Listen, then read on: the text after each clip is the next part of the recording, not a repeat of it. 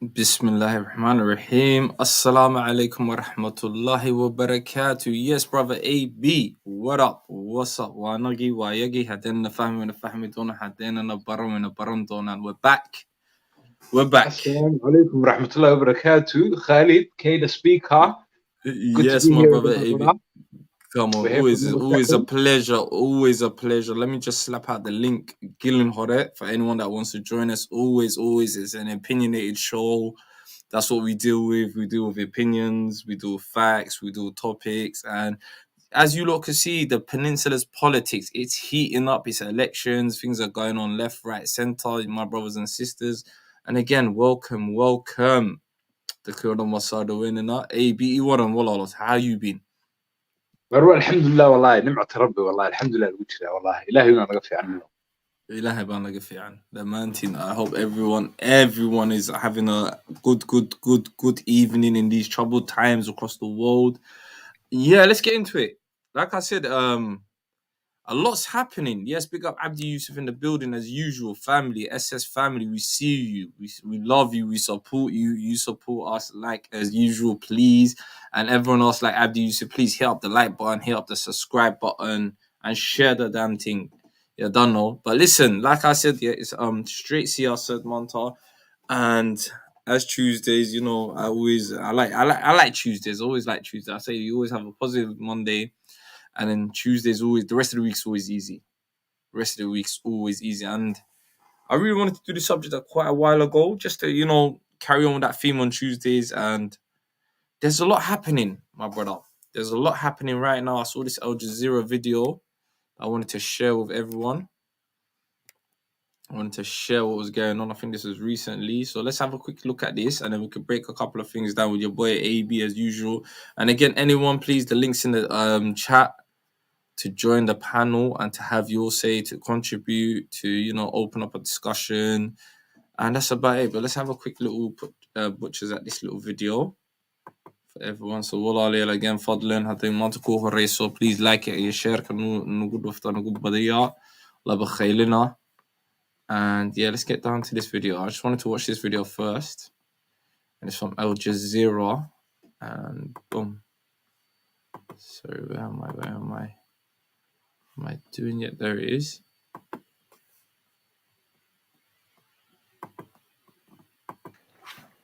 Somalia's president says the prime minister is suspected of corruption and is now suspended.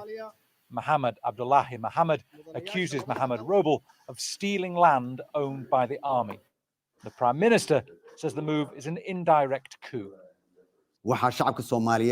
I would like to clarify to the Somali people that the government in this transitional phase is responsible for leading the country and running the affairs of various state institutions. So the armed forces should take orders from the government and the Prime Minister's office. Anyone who disagrees with this will have to present it to the judiciary. It's the latest round in a long-running dispute between the two leaders. They first clashed in April when the president unilaterally extended his 4-year term by 2 years. That prompted army factions loyal to each man to seize rival positions in Mogadishu. The president's constitutional mandate expired in February, and he stayed on and tried a very similar power grab in April this year, which led to fighting in the streets of Mogadishu and would have probably concluded in his overthrow if a deal hadn't been negotiated to produce elections for parliament and president by the end of this year. The US embassy in Somalia has urged de-escalation from both sides. Bernard Smith, Al Jazeera. Al Jazeera correspondent Omar Mahmoud Ali has more on the political crisis from Mogadishu. What's happening here is related to the president's decision to freeze the prime minister's powers on the pretext that he failed in overseeing the electoral process, besides some corruption allegations. And it's what the prime minister denied. The prime minister described the president's decision as non-constitutional, vowing to continue his duties as usual, stressing that the president doesn't have the power to sack him or freeze his powers, due to the fact that his term has come to an end and that he, as the prime minister, is the only one who has been mandated by the Somalis and the international community to oversee the election and the peaceful transition that's supposed to follow it. Then the election of a new president. Anyways, the situation in Somalia is very tense until the moment there are no efforts exerted by political factions, the international community, to bridge the gaps and reach a final agreement between the Somalis, especially between the president, whose term came to an end in February 2021, and the prime minister, who has been mandated by the international community and the political factions to supervise the forthcoming election. Let's get analysis from Abdwali Garad, who's an expert on Somali politics at the University of Birmingham. Thanks for speaking to us on Al Jazeera. So how do you read this development, and how significant is it for the country? In fact, it's a setback. It has been going on. Somali issue is very dynamic, and every day there's new developments. Given that the president has no constitutional powers to sack. The only person who can sack the prime minister is the parliament on a majority of votes. However, the president is the custodian of the constitution and the guard of the fundamental principles of the country. And the prime minister has been accused of stealing a land from Somali naval force and obstruction of law. And on top of that, he has been accused that the mandate of implementing the election has lapsed, which was 2020, 2021. And the president and the prime minister, both of them, are calling for national reconciliation.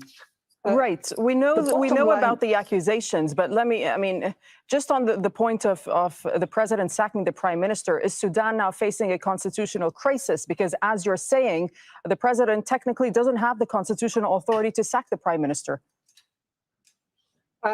There is a constitutional crisis. The president, on the one way, he is the custodian of the constitution and the guard of national principles. So if the land or the property of the government has been stolen or required for that to be dealt with, president has a power on that. And it has been stipulated in Article 87 of the Constitution.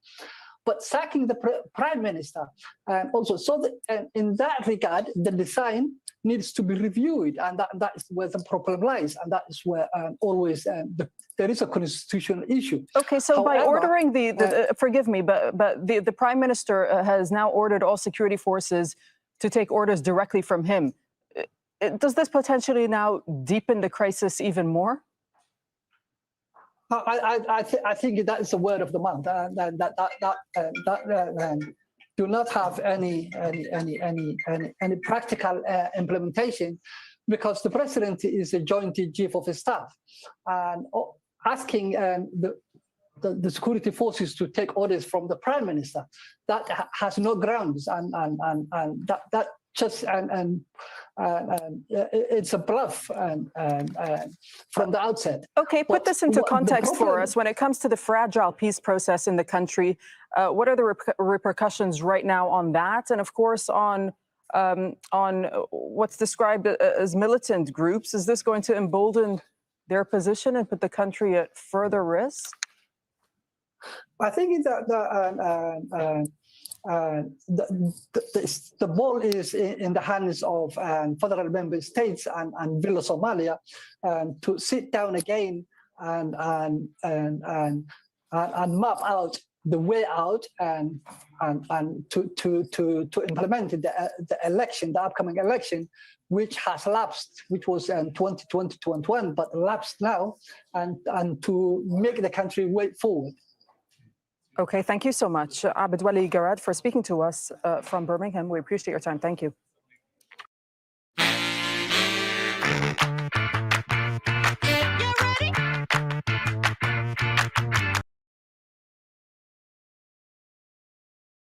Abe, what's your thoughts on that first video? Let's kick off the Peninsula conversation. Yeah, so it seems that the capital of the peninsula it's in chaos once again, you know. And now waxaan doonaynaa Soomaali ku hadlo, insha Allah. Kusi was. Marka waxaan ku lahaaniyo waa arrin mar kastaba dhacayso soo noqonaysaa. Marka ta xoog u muuqatay waxay ahayd constitutional crisis. Constitution-kii Soomaaliya ciladay leedahay protectorate ayna lahayn. marka la eego executive-kii walaa maxkamaddii ha noqoto walaa guriga odayada ha noqdo ama walaa madaxweynihii ha noqdo ya institutionskii ayaana awoodii lahayn ee constitutionka lagu aqoonsan lahaa marka iminka ninkan Roble prime ministerku isaguna wuxuu cadeeyay inuu constitutionka Soomaalida fahamsanayn markan uu qaadanayo ciidanka uu leeyahay ciidanka waa anaga iga qaadatiin direction koodan waa aniga iga qaadatiin aniga inoo taliya noo noqonaya moment ya so marka waa arrin laga yaabay oo adduunyadoo dhan ay la yaaban tahay ya wax ay Soomaalidu ku heshiiyeen marka horeba ma jirin so marka constitution-kan xagbu ka yimid ya taasi horta su'aasha la isweydiinaya weeyaan horta constitution-kan yaa soo sameeyay waayo haddayna Soomaalidu marka constitution-kan ku heshiinin ya because waxaa khalkhalinaya waddanka Soomaalida Peninsula oo dhanba waxaa khalkhalinaya waa constitution cusub ayaa la sameeyay malaha waqtigii David Cameron ya malaha 2012 la kansagareeyay statuskii Soomaaliya waa la kansagareeyay waddan cusub laga dhigay federal laga dhigay taasay ciladu ka timid federalism-kaasi So you're telling me there's no real blueprint about federalism because apparently we are as the northern states, as they say, because the other day I was literally in a big heated debate with a couple of my brothers and sisters from the south, which I think the whole debate of you guys have got seats, you're this, you're part, you're not feeling caught in it, yeah. So I'm thinking, so if there is, like you're saying, AB, and I'm going from verbatim what you just said, there's no constitution, there's no because it just literally no one knows what they're doing. Isn't that alarm bells? 100%. Isn't that sort of cause for concern? Because at the end of the day, like everyone said, the whole year from last year, we're still waiting for the votes, and we've been trying to cover the votes on this particular YouTube channel as best as we can. Again, it's an opinionated show. Do you get one? Election waxa ka soo horeeya marka hore in wax lagu heshiiyay ninkan ama naagtan badanaya kursi ku fadhiisanaya sharci dastuur ah oo lagu heshiiyay ma yahay ya taasi ciladu ka timid sidaan anigu fahamsanahay sida ila eg tahay constitution kan inagu maynu sameeynin Soomaali kuma heshiinin oo wax lagu dul sameeyay si loo la isku wada keena Soomaalida oo dhan nimanka federalism kan waxa loo sameeyaa Somaliland daradeed ayaa loo sameeyay waxa ya waayo Somaliland go'day si loo iraahay Soomaaliya wali hoos timaado Soomaali dawladda wax ka dhigay fahmt yeah waxaas loo sameeyay the ideology behind this federalism. What do you think about this comment? What do you think about this comment the family member just put up here? Wallahi runtii election ma loo baahni meesha election ma loo baahni waxa loo baahan yahay inay referendum dhacdo referendum loo baahan yahay referendum on a constitution waana dib loo qoraa oo Soomaalidu ku heshiisaa ya because why mar kastaba way dhacaysaa constitutional crisis dhacaysaa mar kastaba ya why ninkan Roble sidoo hadlayo isagu constitutionka dalka ma fahamsanaa ninkan farmaajona waa siyaasadii ku ciyaarayo isagu wuxuu isleeyahay constitutionka implement garee laakiin in his vision sidoo isagu u arko wax ma fahamta marka nin awood la siiyay kama qaadi kartid ya I hear you nin awood la siiyay but at the end of the day who's at fault right now? Because that whole scenario, I was intrigued when I heard about it. When I was intrigued, I was seriously thinking, what is going on? Like, what is really up? Do you get where I'm coming from?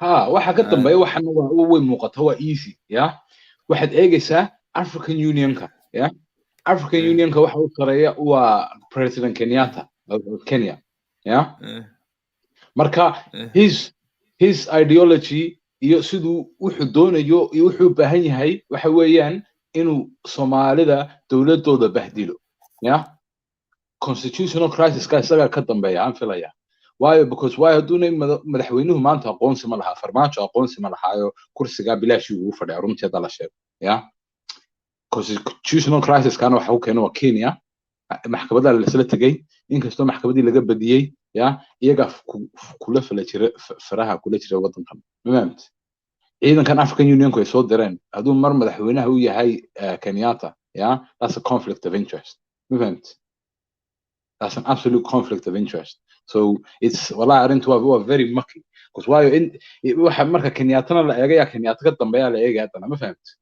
Soomaalida politics lagu ciyaaraya waayo iyagii ay heshiin kari la iyaga ku heshiin kari la so qof kale uu soo heshiinaya dhaxeeya loo sameeyay Soomaalida wala Ethiopia wala Kenya markasta dhaxeeya loo sameeyay and runtii wala waa shameful waa very shameful ay marka koranayana Somaliland ku soo darsanto maxaa lagu darsanayba meesha way ololisaayay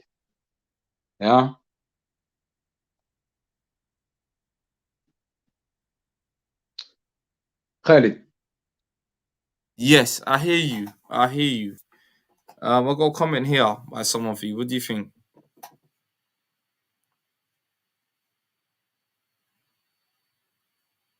What do you think about this? What do you think about this profound statement here? Yeah, I was just reading it here. Now we need to return to our original political system of the past where every tribe governed its people. It's the reality that's how it is, but there. Like at the mountain, well, Somaliland, well, Jubaland, well, Kalmudugaleri, well, Budland, well, Ogadelia, Somaliland, Alan Elaine, like reality when it's a nation kaliya wadan kaliya weligeed ma noqon karto waayo qolana waxa soo guumeystay Ingiriiska qolana Italiyaanka soo guumeystay qoladan kalena Ethiopia iska haystay qoladan kalena Kenya iska haystay everyone for ahead ba kala guumeystay so it's kind of crazy. I wanted to play a video.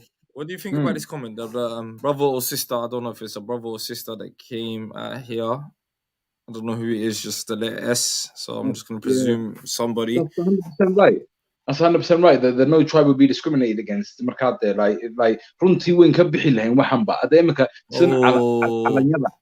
Oh, legend. This is my brother from the blue side. This is a guy that I love in the love for Lankayo.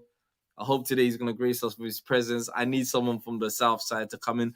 But I got two videos. We've spoke about that side of the Peninsula's politics. It's a tongue twister. I'm gonna get out. There's a video that came out yesterday that I wanted to play, and you know me, I like to keep the show balanced. I always say to my brothers and sisters, I always love to keep the show balanced and highlight every type of side of positive, negative, positive. I already know. Something came up the other day. Yes, you get me. Welcome back. Come on, Aki. We're there. We've been there. Yes, they're telling you to jump on, Aki. The crowd is telling my man to jump on. There's a video that I wanted to play here because you know what? I wanted to see this. It came out, I think, a day ago, and it shows you not everything's so rosy. And when I say not everything's so rosy, I want to say like. When I say the peninsula, because I like to be careful with my wordings nowadays. As I'm trying to grow through the streams, as the channel is growing, as we see, we affect people. And there's a long story, AB. I'm probably going to tell you this when we're offline as well, innit? So we do have a little bit of expectancy and responsibility as well as Maga Somali, and we're trying to be as fair and balanced as we can.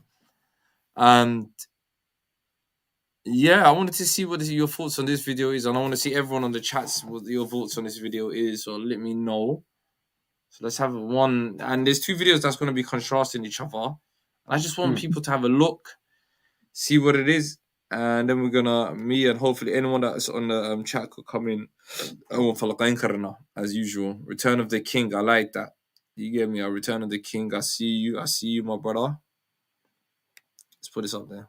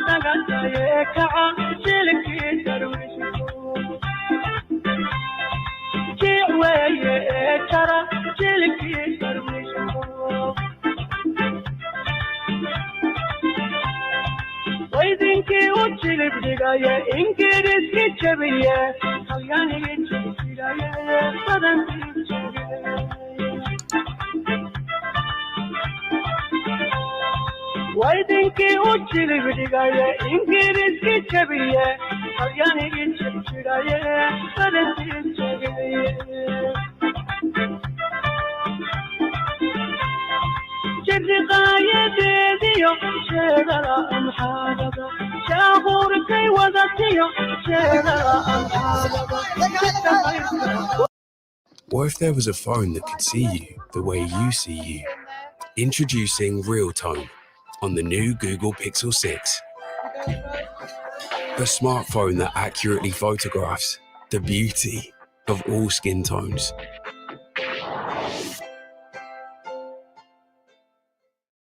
Did you know, and maybe you can relate, that most people here in the UK do not have enough month left at the end of the money, and they are in financial difficulty. They do not understand how to make money, manage money, and multiply money. And this is why people end up working until they die. And hey, is that a good deal? Work all your life, 40 hours a week, to retire on just £100 a week? Well, if you're watching this video and you want to make a positive change for your future, then I've got something very special for you. I am a property investor, and we are putting on a very special, brand new 2-day property course called the Property Success Summit. And I'm inviting you completely free of charge. There's no get-rich-quick schemes here, but there is a system. There are property strategies that are working right now, which are enabling people just like you to never have to worry about money ever again.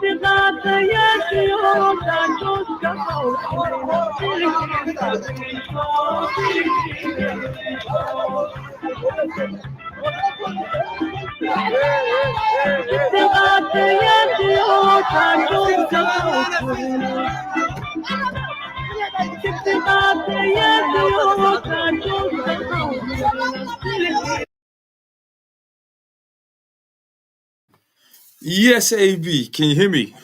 We're back Yeah, again. yeah, ماشي نروح again yo. Wallas Arnold. It is LA. Okay. Alaikum assalam. So we gotta play this. I wanted to play this. Someone said this in the chat, brother. Yes, we have to be. When I'm on Somali speakers, I have to be non-biased as I can and play everything. Like I say, it's the Peninsulas. Come on, my sister, family, SS Legend in the building. WM Walashi Qaliga Salam, mate. That's Las Anod, my brother. So again, what evidence do we have, Khalid? That is Las Anod. It is Las Anod, as far as I can see. If you could hear what the people are saying, very constructive. Should we watch some more of the video? I don't know, like whatever. Yeah, like I know, I'm not convinced that's Las Anod. Okay.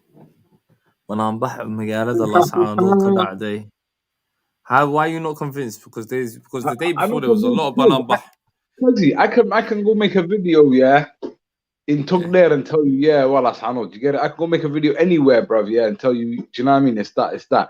But okay, I get it. I get the point, Khalid. I get the point. حاجة لقاها اللي هو نسفي على مثلا, yeah. Horta look. Referendum, yeah. referendum ayaa ka dhacday dalka territory ga Somaliland territory the boy Dad says trust me. He's saying trust me, it is man. Why some people say yes. Alaikum assalam, brother Elmi. My brothers are in the building today. Yes, that's what win by Sarkele. So I hope these brothers could join in. Some people saying there's no evidence, but that's last Arnold Walaliyal. For me, I've been sent this video. The video of the title on YouTube. We can play it on YouTube. It says, look, my Somali is not even great. I can't even read Somali. I can't even read Somali, to be honest. Reality can shake Wallahi, the reality is, haddaanu diraanu $500 qof Hargeysa jooga faham calanka Soomaalida way la soo bixi doonaan oo way la ciid doonaan ma fahamtid waxaan waa iska propaganda ascaanood maanta waa laga Come on, Somaliland come on, you're more come on, please no the local authorities please let me just say something. AB please do not insult my intelligence and the audience's intelligence. I feel like you're mocking it right now personally. Why? I'm saying, look, what I'm saying is, look, I can fund people, and get them to support whatever I say. Does that make sense? Yeah. How does that mean? And the local government of Las Ano, the Somaliland. Yeah. But like you have your positions in the Somaliland government, Iddi Somali weyn doonaysa daabku iyo xuduud way furanta walaal Somali weyn waa taawulaysa Somali weyn doon rabu Kaaba odayadiina ay diidan bayna in Somali weyn ku darsatiin waa dhan maxay Somali weyn u diidan yihiin way arkeen ololkay qarxa meesha ka dhaca maalin kasta yes not brother, like I'm saying, to me that's Las Arnold. It's right there, it's crystal clear. And there is a division going. That's besides the point. What I'm saying is, there are those, I won't lie to you, there are those that still support Brexit today, anti-Brexiteers, and they want to bring another referendum to rejoin the Eurozone. So, that case, which is in English,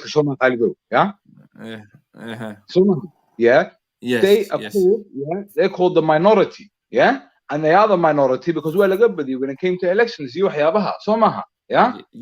I'm not. No one's disputing that. No one's disputing that, my brother. Again, please don't get my words. I'm not trying to dispute anything, my G. I'm not trying to dispute anything, but I'm just saying, as we're covering the Peninsulas Politics, this story has been cooking. It's been cooking for a hot minute. We covered what happened in Las Arnold. There is something going on. I had another video that contradicts that, but I think like that Bonambah was a reaction from this Bonambah. Do you get where I come from? I don't want to play that yet, but there is problems, and I'm saying, look, there's let's not be biased, and let's not be biased. Like I always say, let's not be biased. Not play everywhere as a bed of roses where everyone's singing kumbaya and get along. It's part of the Wokoyi where there is khalaf.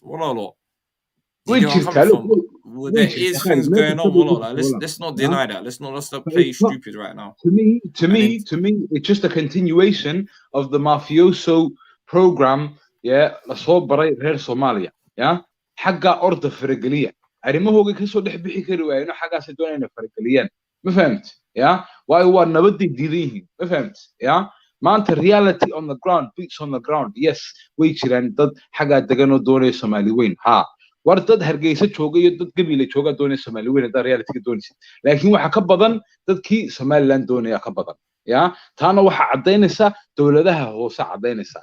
You can't have a local government and not try and say you're not Somaliland there. Like Harad Korles markaad like dreamkii Somali weyn uu tagay Somali weyn weligeed ma jirin weligeedna ma jiri doonto reality what that's debatable. It's debatable, my bro, because look, you see that in certain parts of Wokoyiga, there's certain parts of Oldal, and this is if there is a democracy in Somaliland again. I hate to play devil's advocate, but I think it's needed. If there is, and people are oppressed and they feel like they don't want to be part of this, shouldn't their votes and their halal be accounted for? If there is the dream of democracy over independent country. The point of democracy is when the losers lose, they gotta shut up and lose. They gotta come up with a different idea, and see what else they can do. Do you get it? But they refuse to lose. One example I'm going to give you is democracy. So Somaliland the same political leaders have been standing there for how many years? How many elections are there? I don't know. We're so tagging So not everything's all roses. Not everything's all bed of roses. and inshallah things will change, and we're moving progressively. Yeah, but like in marka ego Somali yeah, and you keep referring to it as a peninsula. Legally, we can't call it a peninsula. It's bigger than a peninsula. Well, I don't see much yeah. Brother, I don't look at how Ogaden region alone is bigger than, I believe it's bigger than United Kingdom, you know? Yeah. So, yeah, well, the place is huge. So, Somali marka ego, like, Alan Kari Mashing Kartin, why you inika Hashin Karilla, yeah? Labadi Nina Magala, Muqdisho Choga Hashin Karilla, yeah? So, marka tad Alan can, like, la Arasino, like, Ogan, Sledihin, yeah, like, that's not. حالة دم قبو تذكر حالة دم قبو عشان هو إن كيني تلا آخر ولا سويدين دونا yeah. Someone said in the chat, yeah, why are you not accepting that's Last Arnold, man?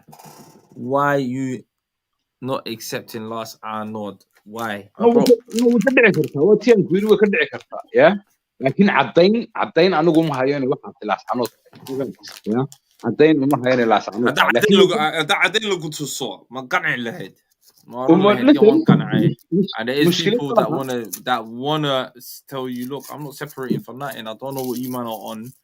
Man, don't feel part of this. We don't feel inclusive, and we think it's a project like that. Because if we really look at it, the whole peninsula is kind of effed up. It's effed up. There's things from both sides where I don't really agree with. And it is, but the next election that happens in Somaliland is very critical. Yeah. So election can also Somaliland will identify as to whether Somalis can actually be functioning properly. Yeah. So that's Somaliland. That's Somaliland اللي دون ومقدشو laga soo hadlayo Somaliland la doonaya horta raga Francis la soo baray la hadla marka hore raga ka soo dhamaysta Djibouti marka ka soo dhamaysatiin Djibouti tira Somaliland doonayna. No, but I feel like that's an unfair argument because Djibouti's never been involved in this. They can say, yo, listen, my bros, we're just doing our own thing. Voulez-vous if they tell you, man, safe, innit? Like, what are you talking about? Man don't know about nothing, yeah? And it comes to a place where the international government's actually going to be looking at us. What do you think about that? That's what I'm saying. Djibouti's never been involved, so it's unfair to say to call these men out. I can't. Okay, look, the reality of the situation is, look, politics is a dirty game, and all it takes is Yeah. Salami as well, bros. Yes, no worries, bro. Why the Salami, Dika? I spoke last time as well, and told you guys that I was rare Somaliland as well. I was gonna make a few points that I wanted to say.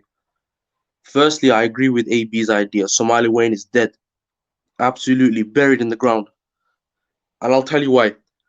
Because there cannot be Somali unity without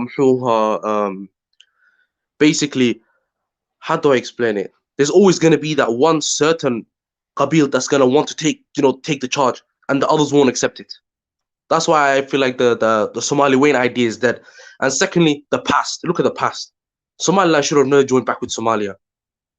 It should have never joined back with Somalia after because Somalia was not colonized. It was a protectorate of the English. We weren't colonized. That's another thing. So when the British went, we should have not joined back with Somalia. But we made that mistake. And we paid for it dearly, but now that we have our separation, we shouldn't join back up. So I feel like the Somali Wayne idea is dead. It should stay like that. And secondly, about the Dulbahanti thing, what's it called? The Last Arnold situation. There's a lot of Dulbahantis that are pro-Somaliland. So again, there's always two sides of the story. I've met plenty when I went against Last Arnold. There's a lot of Dulbahantis that support Somaliland. They don't show that. They hide that. But there's a lot of pro. Oh, no worries. You can't even say Dulbahanto, yeah? Yeah, because I know right now. Yeah. Yeah. Do you guys want to say Khartoum State then? Hold on. It's best. Yeah. It goes as far as Kenya, the Kenyan borders. Yeah. So we can't say Dulbahanta as a whole. So when we say qolada Somaliland joogta are the collective Yeah. that's in Somaliland, yeah? When Yeah. you look at a majority and a minority, yeah, the majority are for Somaliland. And if the majority wasn't for Somaliland, yeah, I tell you Yeah. now, Arorti وحبدلي الحين ما فهمت. Bro, this Yeah? this is a fact. The guy that the second most important man in Somaliland is Dulbahante. That's the funny thing. They don't tell that as well. Okay, I don't. Yeah, you're right about me mentioning Dulbahante too much, but yeah, I shouldn't. But Mhuha, if you look at Somaliland, if you look at basically the Mhuha, I just lost my point. I was gonna say, but yeah, Mhuha, if you look at for me the situation that's happening in Somaliland right now with the Khartoum State. I think there's always two sides of the story, and I feel like Mhuha, that I've met a lot of people that are pro-Somaliland, myself personally. So again, Mhuha, there was a guy in the comment section saying it's a lie. No, it's not. I went to Hargeisa. I went to Las Anod. I talked to the people. There was a lot of them that were pro-Somaliland. So yeah, bro, that's what I had to say. But then again, on the flip side, if we really be real and realistically, there's a lot that's not on the other side. Or the whole ideology, because let's be honest, they called their Somaliland project the Isakland project. So there is that side of where they feel like they don't want go on. Yeah, but then again, Mhuha, I was told by my uncle that Mhuha, before what's it called, Khartoum State joined Somaliland, he spoke to Mhuha, Somalia, and Somalia refused to agree with the terms with Khartoum State. That's the reason why he joined Somaliland in the first place, because Somaliland agreed to what you're saying. That's another thing. Yeah, man. I hear you. There's a reason. We never forced them to join with the Somaliland. They joined with Somaliland because we agreed. That's another thing. They went to Somalia first. Khartoum State went to Somalia first. Exactly. They went to Somalia first. Khartoum State is in Somaliland territory. Exactly. And plus, you know that he went to Somalia first. He went to Somalia first, and Somalia never agreed with his terms. Somalia refused. And then he came to Somaliland, and we agreed. That's another thing. There's a lot of hidden things that people like to hide.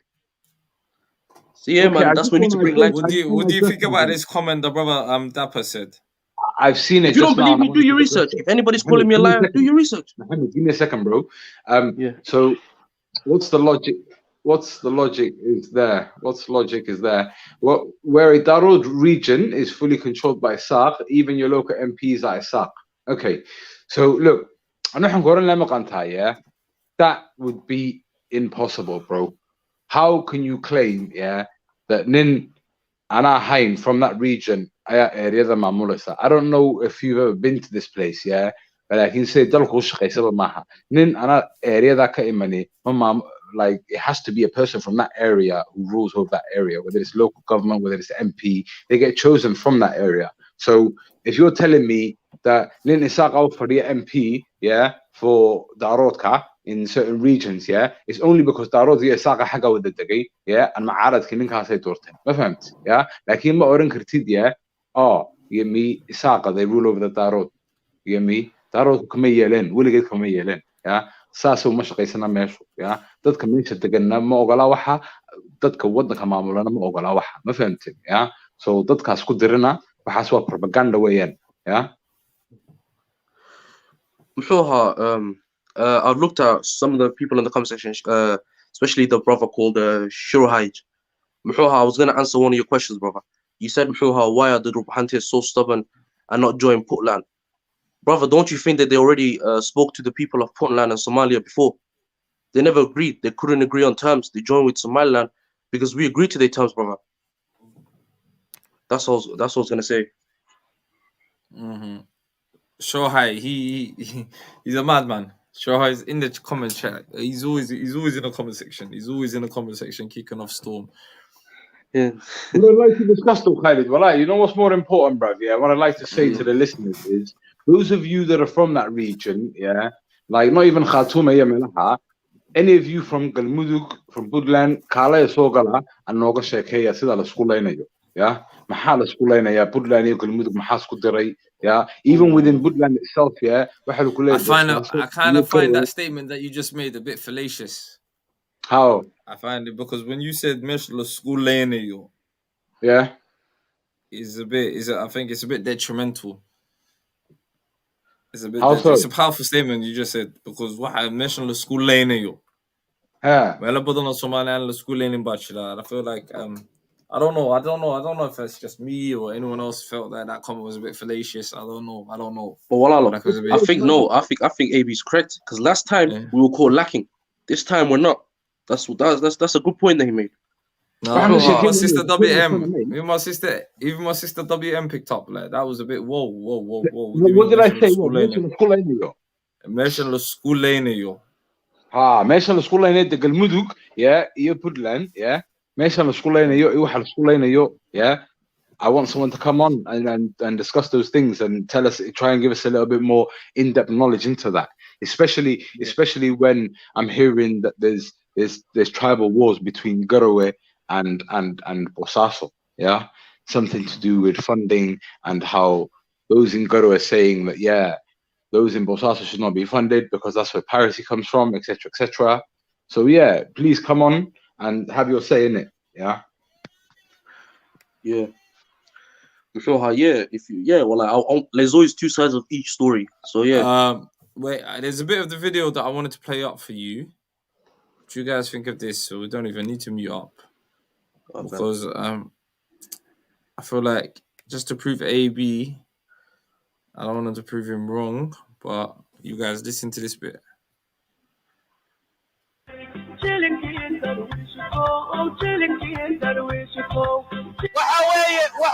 waxaan leeyahay dalka kan ma aha dal Somaliland ka taliso dadkeeda iyo shacabkeeda iyo dadkeeda dhalinyarada raggeeda iyo dumarkeeduba waa Soomaali weyn qaatamaanu nahay nama khasbi karo waxa ma aha qof mushaar qaata inuu naqasbo qofna waxaysta qof isaga la soo adeegsay ma aha inuu naqasbo Soomaali baanu nahay ma yeelayno ma ogolin idinkama ogolin waxaan u sheegayaa beesha caalamka iyo adduunka waxaan u sheegaynaa inaanu ka xunahay beenta adduunka loo sheegaynaa Somaliland weeyaan gobolka Sool arruha iyaga la leynayo ka dul qaadan mayno waanu ka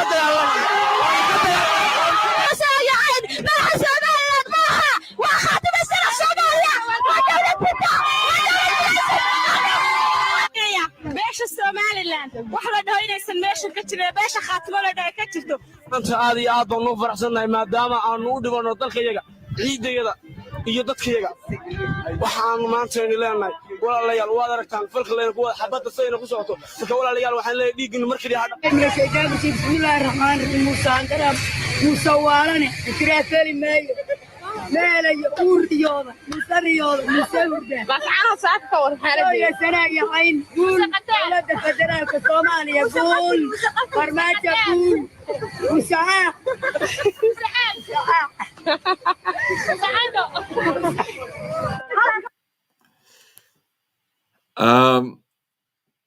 Whoa, lads, you did say show me that's proof that's Khatamor.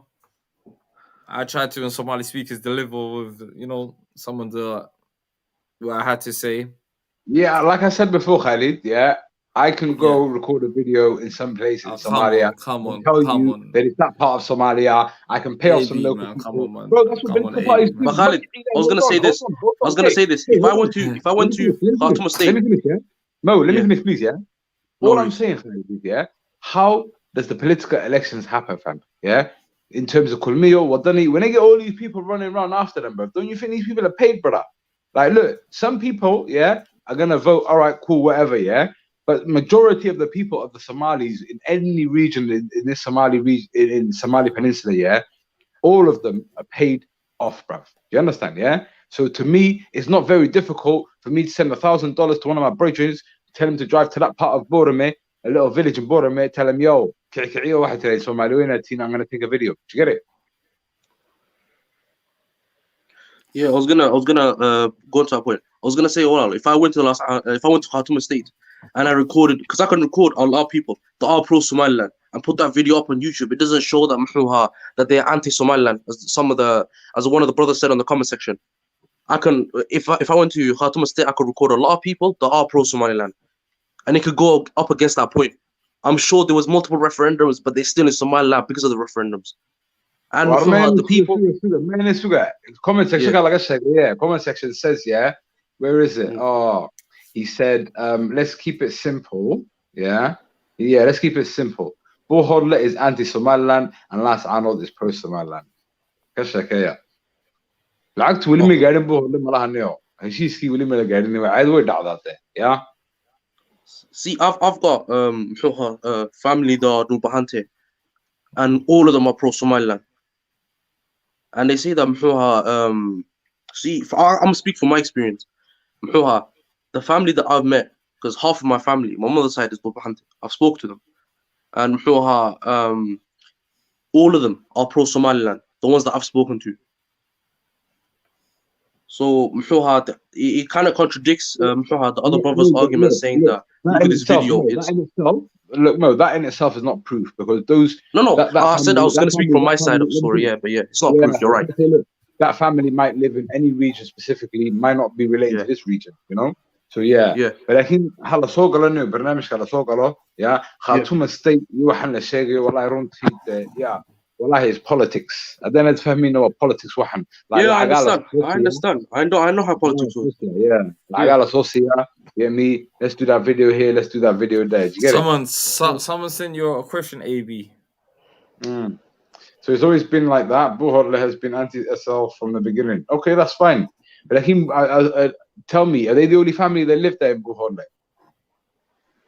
Yeah. habar jeclo may degan tahay habar welis may degan tahay su'aasha ay ka jawaabi karaya Buhodle ma reerka Dhulbahantun kaliya degan miya iska jawaabta su'aashaas loo baahan yahay. A group of juveniles looking for views on social media is hardly a protest. You're just giving these attention-seeking youths more reaction than ever getting from their own locals. See, that's what I'm saying. That's what I'm saying.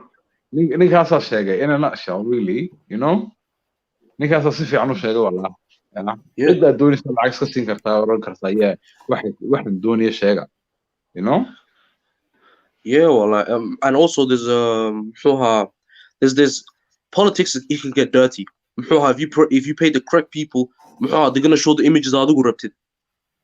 So yeah, that's another thing that you have to put that into consideration. Can be true, but then again, there is sometimes the people do speak. The people do speak. Let's be honest. And some people, if they feel like they don't want to be part of a thing, you can't force them. So this is what I say. I always say, as a person that I'm anti-oppression, anti trying to force people. Do you think it's time to keep up the to give a referendum now? Let everyone have their say once and for all. Let's put this to bed. Who is who? What is going on? Fair. To what benefit, Khalid? To what benefit is that referendum? Look, Somali scene, which doesn't exist. Yeah, literally. Doesn't have a president that's recognized. The prime minister's trying to tell the military, I'm taking control. Like, what's going on there, mate? Yeah. Meanwhile, Al-Shabaab are running riot. Yeah. So when Somali Wayne, when I don't see, is put going to be on the table? Put don't see in a routine. Yeah. I'm in a mel usub routine. Like, what's going on? Yeah. And Mesha Usubna Mal Ogalana, Yohana Lo Galanin, yeah. That's Somaliland integral rights there to protect its borders. Yeah. You can't have a state within a state. Look, you can have a local council there, you can have wherever you want there, yeah? Do you know what I mean? Yeah. Like he say referendum wax faa'iido u leeyahay ma jiro waayo dawladda kale aad gacan lagu dhiibi lahay looran lahayd meesha maamul. Yeah, that plot of land, comes under your territory now. Adigu maamul dawladii ayana jirin. Puntland aqoonsi ma laha. Somalia waa taa kala daadsan oo iyadana ba aqoonsanayn. Yeah, exactly. Ethiopia aqoonsi jirtay ma aqoonsato anymore, bro. Me farmaajo ma aqoon. Yeah. They don't respect him. They don't recognize him. They don't know what's going on. They like Musa Biheya Mesha bro, on a green carpet. He looks so the way. See, like a proper president. Yeah. They have no respect for him. Yeah. And African Union headquarters no Mesha Skuya. Yeah. So once the border disputes are sorted, so my line recognition so works like. Yeah. I was gonna answer how one of the brothers Boban's question. He said don't get it twisted, Red Bull Hodler are also anti Puntland. They want Khartoum state until Somaliland is ready. If I'm honest, brother, I don't think Somaliland is achievable. It's محوها. There are too many. How do I say? There's too many things at stake for Somaliland. And frankly, I'm also against Somaliland because that's just going to cause further problems in the future. I think that if the best way, if I'm honest, the best way is each Somali country run by itself and ruled by their people. We can have good relationships outside of that, but I don't want Somaliland because that's just going to cause further problems down the line. Mo, the better question is, what is Somaliland? Because in my view, Somaliland never ever existed. Yeah, exactly. It was an idea. It was an idea. Yeah. And they used us to trick. They tricked us with Somaliland, made us join back up. Let me finish. So look, it was an idea, and unfortunately, it was unachievable. Yeah, but there is a way where we can achieve that. Yeah, but it's just that we need to wake up the Somalis, because Manta, when you say they want to wait for Somaliland wax dhacaysa ya ogan dhacaysa yeah. ما فهمت اخيرا سوقنا وين taas marka the reality is when la soo toosaa boots on the ground maxaa meesha ka dhacaya dhaqaalahoogu kala socdaan iminka saliidii Somaliland waa la soo saaraya wadooyinkeedu waa la wada dhisayaa, so you know the next madaxweyne waxa laga yaabaa inuu dhulbahantaba noqdo, ma fahmt ururihiina waa la furayaa, ma fahmt I personally would personally vote for a dhulbahanta man inuu fadhiisto kursigaaba me. Just for the stability of Somaliland. So Puntland, I heard in the comments saying that Puntland is claiming to be a part of Somalia. If it was claiming to be a part of Somalia, Mahudi then in a course for the stand Farmacho. Denny, wuxuu doonayay ina isaga Farmacho iyo Ahmed Madobiyo la iska rabtaago. So big up my sister. Speaking about Denny and the Mandem, jeez, the timing was a thing. Say what? PL? Yeah, talk about Alaikum assalam. How are you guys? I'm alright, sister. You're alright, sister. Yeah, I came on because what AB said before, with Getaway and Bosaso, he said there's like some type of clan war going on over there. I didn't really understand what he meant by that. I just wanted to clarify. Okay, cool. So what I've been informed is that there's minor skirmishes between Bosaso and Gero, and there is some sort of separatism going on there, and it goes far back as the time of piracy and whatnot. Was this recently? Was it somewhere they kicked off recently around there? I don't know where it was. It kicked off recently somewhere as well. I think it kicked off once in Bosaso, once in Gero. Yeah, I think it was Bosaso. Yeah. Okay. So but laakiin waxyaabahan waxa ka dambeeya waxa la yidhiyaa dowladii Gero joogtay madaxu ahayd Puntland ayaa tiri xagga lacag ha u dhiibina waayo xaggaasi waa pirateska xagga ka soo baxeen ay joogaan like aaminina la yidhi, ma fahamt so apparently not enough funding is coming from Gero to Bosaso, so waxyaabahaas division ka Kenya ayaa la yidhi. Okay, that's not true at all. So Bosaso gets its funding through the Bosaso port, and it had a similar deal to the Berbera port through DP World. So there's been an ongoing issue over there, but something did happen in Bosaso recently, but it had to do with what was called the Puntland Security Forces, who, staged a mutiny against the president of Puntland, Denny. So that's what happened, and the people of Gero were saying that they support Denny because they believe in Kaladambain, that he is Assalamu alaikum wa rahmatullahi wa barakatuh. Alaikum assalam wa rahmatullahi wa barakatuh. Carry on, sister WM. Yes, bring up S. Carry on, sister WM. Yeah, so there was some kind of issue going on between the PSF, and the PSF is the Puntland Security Forces. It's the intelligence agency, and they had military, military grade weapons and things like that, and they refused to give it up. So they staged a mutiny, hence why there was a bad situation going on in Bosaso. But alhamdulillah, unfortunately people lost their lives, but now it's there were peace talks, Nabadons came and there's a lot of peace going on, but they interviewed the people of Garowe, and the people of Garowe, we support Denny. He is the president of Puntland. So that's kind of what happened. There's really no difference between Garowe and Bosaso. You know, Garowe is the Magala Mother of Puntland. Bosaso is just like, you know, the commercial hub, the port. So, yeah. Big up WM. Thank you for schooling. P-Land's finalists. Come on. As you get me. So can we agree? Sorry to interrupt, but can we agree then, WM, that there is some sort of separatism going on there? No, the separatism, the separatism going on is like you said about Rubahate. Here's the thing about Rubahate: you can't just say that they are pro Somaliland. We have a VP of Puntland that is Rubahate, right? And then some of them want Khatuma, and then some of them don't want any of that, and they want to be a part of Somalia, right? So the separatism comes from there. And somebody else mentioned that Buhodle, which I think is under Puntland, I'm not sure. They don't want to be a part of Puntland themselves. So I think that's where the separatism comes from, basically. But other than that, no, not really. I was gonna say as well. Some of the Dulbahante are also pro Somaliland too. Exactly. So there's Dulbahantes that support basically everything. They can't make up their mind to support one thing. They support everything. That's why I said that the Dulbahante person needs to come on here, because Las Anod, whether we like it or not, is under Somaliland. It's under the Somaliland administration. Markay Tarhile Yan Kui like Rahanwinta, it was the Somaliland government. You know what I'm saying? That was doing it because Los Anod is under Somaliland. So yeah, but then also there's also deals. Yeah, I was gonna say there's also there's deals, and there's agreements that were made between the Dulbahantes and Somaliland. Don't forget, yes. That if people have done their research, Khartoum State went to Somalia, it went to Puntland, it went to multiple places to make deals, and nobody agreed with them.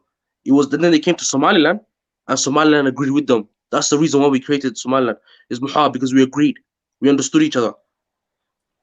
Yeah, but you also have to understand, when it comes to Khartoum, there are Isaac people that live there that want to be Somaliland, right? And then there's Warsingeli people that live there that don't want to be Khartoum, don't want to be Somaliland, want to be Puntland, or maybe not want to be Puntland, you know? So that's why that's the problem. That's another problem. I've been saying this, me as a passionate lander, WM, you know me, sometimes we log heads.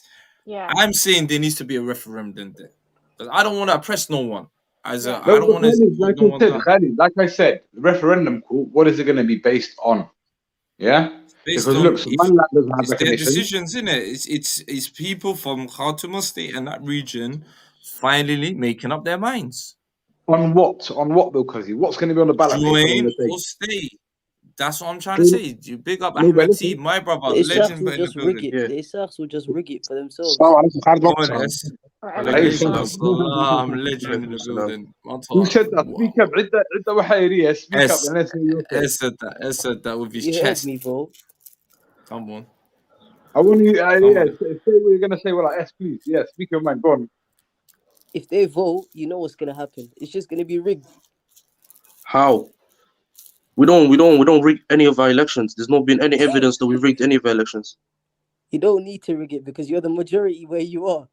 No, we're fair. Don't forget, before Musabihi, a Samaron guy was leading Somaliland.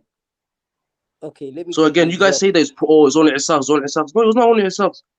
It's a fair election. We don't rig it. So you're telling me a Dolbante person can be the president of If he wants to, he can run for it. Yes, it's fair. He can run. If you get majority of the votes, I personally would vote for Dolbante person if he pleased my. If he basically showed me the things that I wanted to see, well, I'd vote him.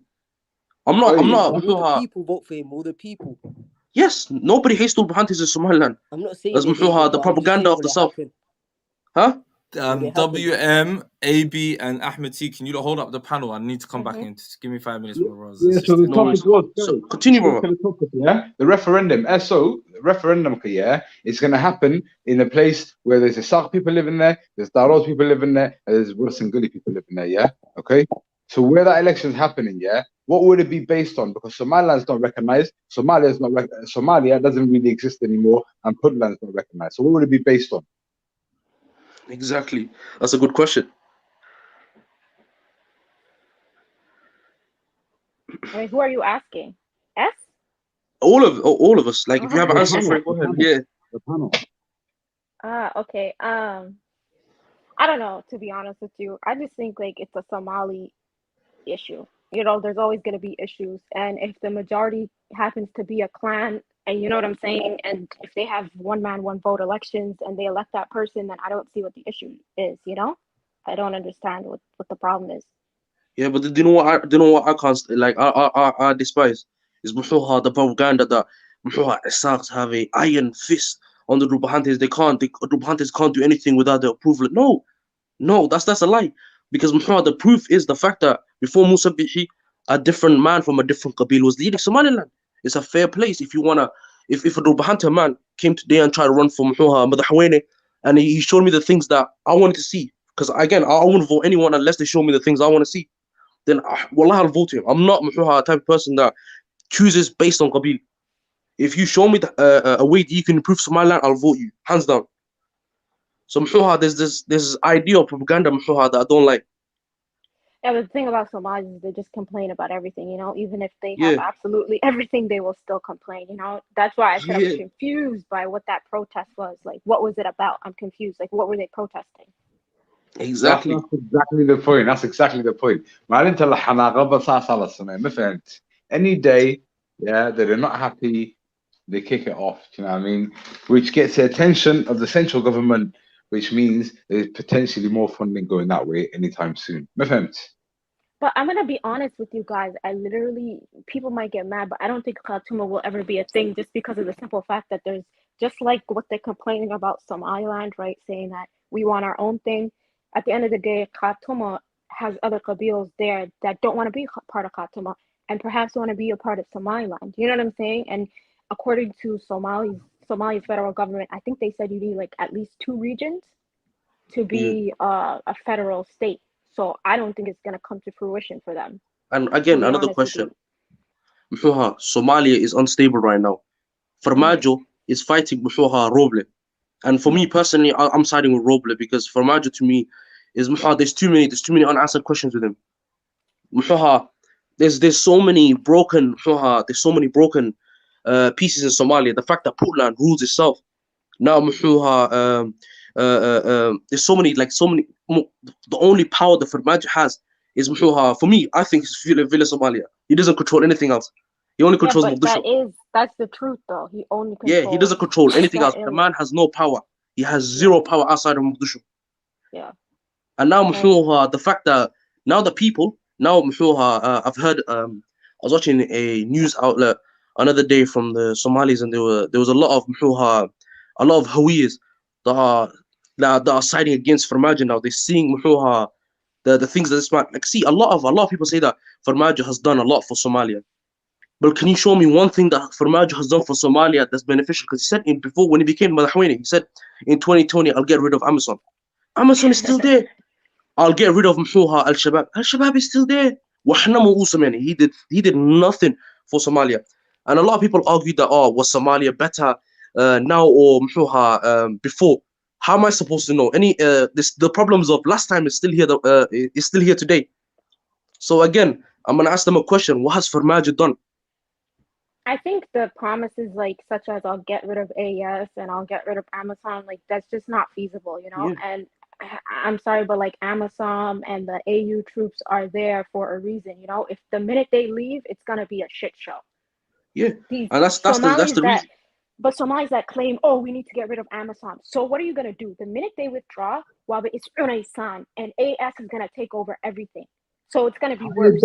Sorry to interrupt you, Walalo. Yes, who's gonna start fighting? Somalia.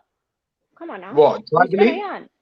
No, not tribally. I'm just saying, like, AS will come in and absorb, and then they're gonna start going on a free for all and and everybody's gonna start killing each other. People that are against AS, people that are AS, you know, and it's gonna create bigger issues. But then also, but you have to look at the issue itself. All the promises that Farmajo said when he became Madaxweyne has not been fulfilled. Everything that he said has not been done. And I think this is partially the reason why Roble went against Sorry to interrupt you, but look, let's not even give any time to Farmajo. We need to talk past Farmajo, inshallah. You know me? So how does that play How is it resolved? These issues, how are they resolved? Ahmed T, are you there with us? Yes, yes, I am, brother. Yes, I am. Okay, bro. Where are you from, if you don't mind us asking? What region are you from? I'm from the Jubaland region. I'm the same tribe as Farmajo. Although I'm not a supporter. Although I'm not a supporter of him, I do have to emphasize that. Okay, one question I'd like to ask you then, yeah, is does Jubaland want its independence just like Somaliland, or does it want to be part of the federal government? Are you talking about the administration or the people? The people, let's say. The people and the administration. The people definitely are not looking for independence. The administration isn't looking for it directly. But the thing is, it feels like it wants, as a lot of administrations within Somalia do, it wants Somalia to break up even more so that independence could become a topic on the talking table. Does that make sense?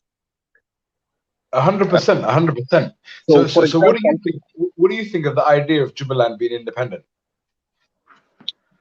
Well, the simple fact is, if you're divided, then you're weaker, Magarata. So, I'm not saying it's not feasible in terms of population, land mass, resources, but it's not particularly a good idea in the sense that you've got Kenya on the side of you, which is around 50 million Magarata, and then you've got Ethiopia over there, which is 100 million plus.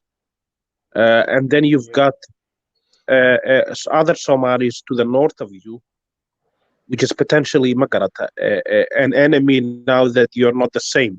If that makes sense. So I would never advocate for that. But okay, yeah, okay.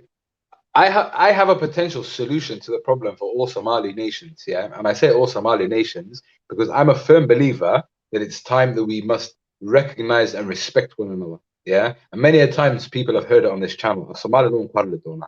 Yeah, waxa loo baahan yahay runtii inay Soomaalidu kala go'do. Ha, waan ku celin doonaa Soomaalidu inay kala go'do u baahan yihiin. Yeah, inay is aqoonsadaan oo is ixtiraamaan ay isku baahan yihiin. Yeah, markay iyagu ay aqoonsadaan ay is ixtiraamaan. Yeah, ay soo hagaajiyaan gobol walba ay soo hagaajiyaan. Hal la isku imaado albaabka la isku furo. ولا بوردس كاس كفران lacag kaliya la samaysan karaya ya nin walba calankiisa iska haysto laakiin dawladda inaga wada sareeya la samaysanaya ma fahamti ya Somali weyn tii hore la doonay waa taa that's the 21st century version of Somali weyn tii hore way shaqayn weyday si kale aanu gaadhno taa ka sheekay Axmedo, what do you think? I personally don't believe in Somali weyn, so the first thing that I would say is that it doesn't seem far-fetched to me that somebody says let's break it all up, Magarata. I mean, the only thing that I would say is I feel like Somaliland's situation is a bit different, Magarata, to compared to Jubaland and Koonfur Galbeed and Galmudug. Perhaps Puntland is the nearest thing to Somaliland that we have within the Italian Somaliland, in the sense that it's been autonomous for such a long period of time, and it's rather much simpler to understand, Magarata, the dynamics, and the clan makeup and so on and so forth. But, if somebody was to come and argue with me that, hey, do you think that Somaliland should remain? And if Somaliland leaves, do you think that Puntland should stay? I'm not one of those people who blindly, buys into this whole ideology of Somali way. Nevertheless, I would say that since somebody is telling me something, making a claim, for example, if they say to me, I think Somaliland should be an independent state, I would always tell them, you've come with the point, now back it up. Then they would, if somebody says, I think Puntland should be independent, I would say, you've come with that point, now back it up, Magarat. In a sense, the burden of proof is on the person who wants to sell this narrative.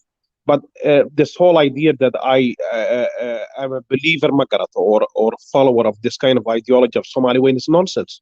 No, but you did say, sorry to interrupt you, Ahmed, but you did say, yeah,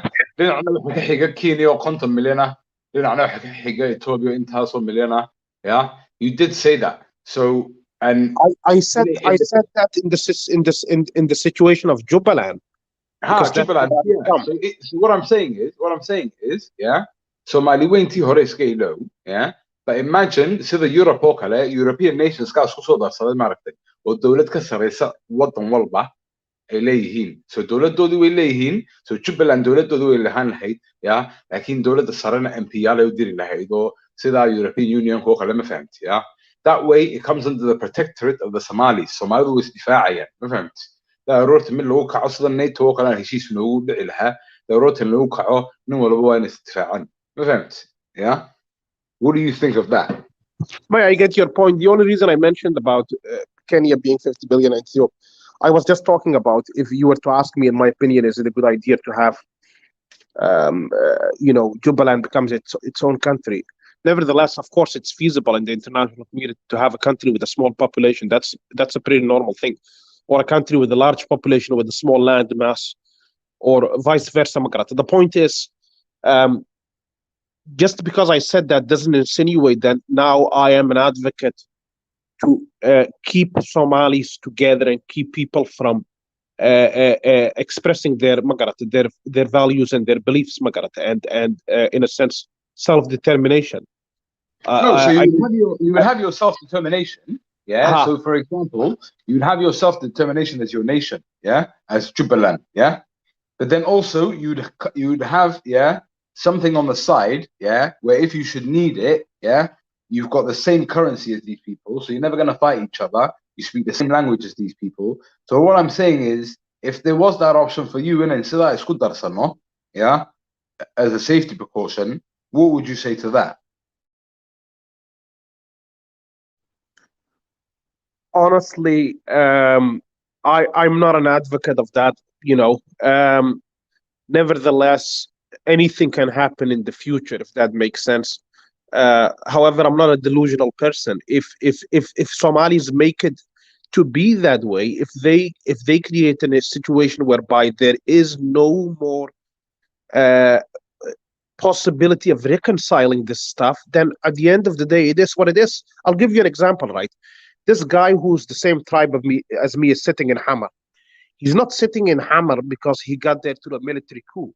He's sitting in there because he got elected. Of course, indirect elections. The people didn't vote, parliamentarians did. Now, who voted for him? Parliamentarians from different tribes. Barely his own tribe, right? Not that it would have made a difference in the grand scheme of things. 4 years or 5 years later, the majority tribe in Hammer is kicking off. The guy who's sitting in Villa Somalia, the guys who are the same tribe as him, Ahmed Madowi, who sits in Jubaland, and then who sits in Puntland, are rubbing their hands together. They don't care. They would much rather have a fight in Hammer. You know what that proves to them? I would go as far as even to say Somaliland is rubbing its hands together. It proves that Hammer is not viable. It proves that it's a one-tribe place. It proves it's chaotic. It proves that if anybody who's not from the main tribe of Hammer sits there, whether he does something bad or not, he can be chased out. Now, that is another... Hold on. That is another argument, another piece of evidence which helps in the breakup of Somalia. That's the only thing which I see. Some people don't understand this from Italian Somaliland. I know the people from the north too.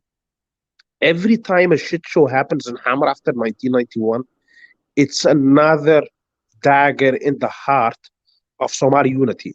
Forget about Somaliland. Because it just won't happen. If people are not comfortable in the capital, then it will cease to exist. And guys like Ahmed Madowi, I'm not saying he's bad for this. Everybody's entitled to their ideology. I do disagree with him on other things. But with regards to this, his ideology and Denny's ideology and the Arnold politicians' ideology, at least the main ones who are in charge, they would much rather that there's a shit show so that they could say, hey, it didn't work in 1991 after Siad Barre. We sat together in Arta in 2000, and here we are. As much as we didn't like Farmajo, you guys chased him out in 2021. It's not possible anymore. So what you're saying, Ahmed, so what you're saying, that's very important. That's very important. And I just want to summarize what you're saying. What you're saying is, yeah, that Somalis, yeah, the Somali leadership is working towards dividing the Somalis further. Well, of course they are. I mean, what happens? Listen to me. I'm a Mu'arad. I would much rather Farmajo doesn't come back. Now, that's up to you and the listeners to believe whether it's true or not, because I know it's quite hard to believe, since we've become such a tribalistic society, to believe that somebody doesn't want somebody from the same Qabila as him to rule. But I have mentioned it many times in Khalid's panel. The reason I don't want him to come back is because of my own selfish reasons. I think even if he has done something good, he hasn't done enough good for me and my region, besides sanctions and so on. Now, the point is, and also, of course, taking the votes for granted and assuming that people will vote for him because they're the same tribe, which I think is a stupid thing of him to do. The point is this. Quick question. Who is the majority resident in Mogadishu? The majority Kabir, you mean? Yeah. Nobody's done a census, but out of the four main tribes, Dir, Darod, Hawiya, Digal, and Mirifla, it's Hawiya. That's the unanimous, of course. Understood. Okay. If anybody else comes close, it's obviously Digal and Mirifla. It's not Dir and Darod. But the point is this. As somebody who doesn't support Farmajo, nevertheless, and many other people, of course, who don't support Farmajo, when they see a dozen or so Hawiya Musharrahin who are anti-Farmajo in Hamar, with no other person from another major tribe sitting there, threatening him that they will kick him out of Hamar, simply because it is Hamar. You see what I mean? They wouldn't say that they could kick him out of Kismayo or Garo or Bosaso. They would just say, if he was there and Villa Somali was based there, they would say, we're going to hold our own elections in Hamar. Does that make sense? We don't recognize your government in Bosaso or Garo and whatever. We're going to hold our... But the simple fact that he's in Hamar, they say they're going to kick him out, which is stupid of them to say themselves. If anything, they should say, we don't recognize your government. We're going to form a parallel government within Hamar. But they should never go as far as to say, we're going to kick you out of Hamar after 1991 happened. Because all that does is it cements the argument of separatists within Italian Somalia, let alone Somaliland. Okay, well, sorry to interrupt. Yeah, I was gonna say, Muha. You see, I'm gonna try to be as neutral as I can and try to speak. I don't know, maybe I shouldn't, but I'm trying to speak from a Hawiya's perspective. Muha, if I'm gonna speak from a Hawiya's perspective, I'm trying to be as neutral as I can. Just speaking from comfort alone, there are 3 major cities, and all of them have a Darod leader. Muha, if you look at Mogadishu itself, if you look at Mogadishu itself, it's run by a Darod, Amarehan, who's done nothing to improve the situation of the people of Mogadishu. He has tried to put himself in a dictator position and tried to solidify his position with with a new legislation and tried to make himself what his forefathers were. And then Muha, after the people try to do a protest, he sends the military out and shoots up the people. No apology, no nothing. He goes back into position, and then Muha, when the people question what he has done for the country, you can't think of anything. And now Muha, the parliament, that he has no. Okay, see, with Roble, he has no right because there was no voting system. There was nothing said. He just fired him. He has no right to do that to Roble. But again, you have to ask yourself the question. I believe that Farmajo is the corrupt one here. He's 100%. I feel like he's the corrupt one because everything is pointing to his hand. Every action that he did up till now is pointing to him. Yeah, that's what I gotta say. From a Hawi's perspective, all I'm gonna say is everything that he's done up till now is his fault. The sanctions, the military. But if I can just cut you short, myself, I'm anti-Farmajo. And by the way, asaga iyo ninkan uu soo magacaabtay labadoodaba, I see them as bad as each other. The truth is this, right? You say Farmajo's a Daro, then he's in charge of Hawiya city. Yes, but he's not. He's always been a Hawiya city, yeah. No, but you don't understand the point. This is where you're missing the point. I don't give a shit what tribe he is. Let's just say he's even Bajun. Let's say he's a different ethnicity. He's not in charge of a Hawiya city when he sits in Villa Somalia. He's in charge of the goddamn country. I'm talking about. What has he done for the country? Hold on. If his term doesn't run out, if somebody is elected to Villa Somalia and he is legitimately elected, I don't give a shit who's the majority in Hamar. That person is in charge. He's in charge of the goddamn country. Is that KS, switch off your YouTube. Somebody's got their YouTube on, so I'm gonna stop talking for her. I think it's KS. Yeah. Yeah, continue, Ahmed. Wallah. Assalamu alaikum. Alaikum salam. Yes, KS. My brother, assalamu alaikum. You need to switch off your camera. Yeah, I think your camera on. Oh yeah. If I can just finish my point. My point is, Marka, the person, if his term is still intact, unlike Farmajo whose terms run out, then that person is in charge of all the cities, or at least on paper. Magarata. The point is, you don't have to choose between two rotten apples, Farmajo and Roble. The only point which I made is, when AB was asking me about union and separatism and different states and and so on and so forth, all I was saying is, the way things are going right now, if hammer does boil over, thankfully it really hasn't, to be honest with you, because the people of the city have shown themselves to be mature, Magrata, and resilient. But if it does boil over, then all that will happen in the future is it's going to cement the argument of separatism, even within the Italian Somalia. That's all I'm saying. I'm not supporting Farmajo, by the way, brother. Okay, but Walalo, I was going to say this as well. And I know you were trying to speak from a Hawiya perspective, but although I'm not a Hawiya, I can understand the Hawiya perspective. But no, bro, this is what I was going to say. No, hold on just a second, because I know you're from the north, and unlike you, I live amongst the Hawiya. And so, and so I can imagine what they're lacking in infrastructure. I can understand what they're lacking in development. I can understand what grievances they have, or what lack of representations they have, because I live with the Hawiyas in the south, and so do many other tribes and different ethnicities. So the point is, I am not anti-Hawiya or pro-Farmajo.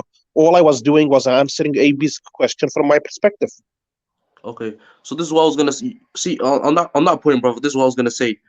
Again, I was only speaking from a Hawiya's perspective, but yeah, you said that, which is correct. From a Hawiya's perspective, brother, this is what I was gonna say.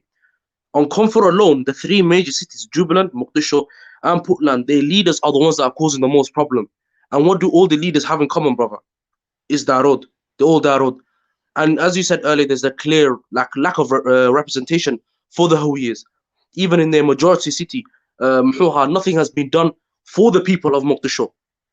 The man, Farmajo, has come in the 5-year tenure and tried to secure himself by force. And he has no right to do that, because there was no voting system. Even though the people have no voting, they can't vote.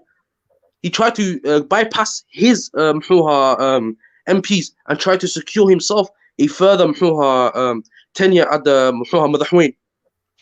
So again, from what we're seeing, because we don't know what's happening on the inside, but from what we're seeing on the outside, brother speaking low. Huh? Oh, can you hear me now? As I was saying, just from what we're seeing from the outside, because we don't know what's going on in the inside, we're seeing what Farmajo is doing, and we can all make a judgment on that.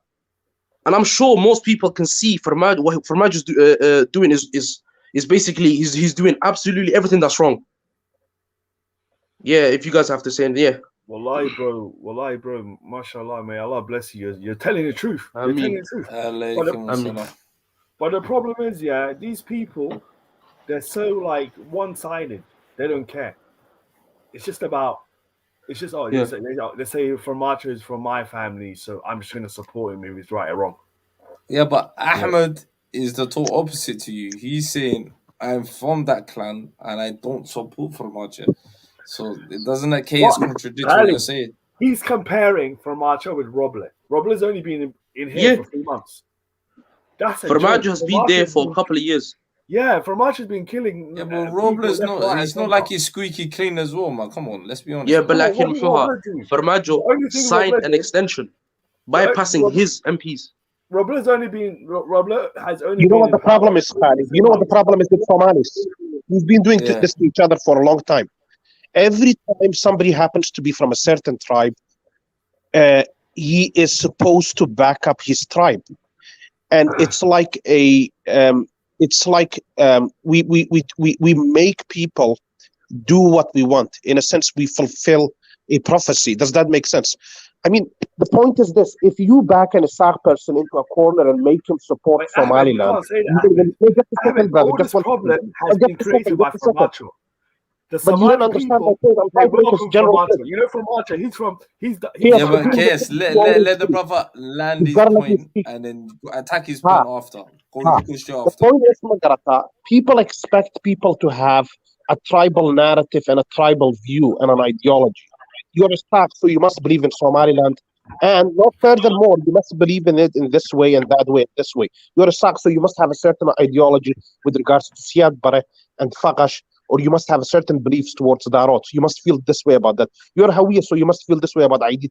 And what happens is it becomes a self-fulfilling prophecy, because every time we try to have intellectual discussions where people try to be honest and serious, then people push them in by attacking them with arguments which they don't even believe in.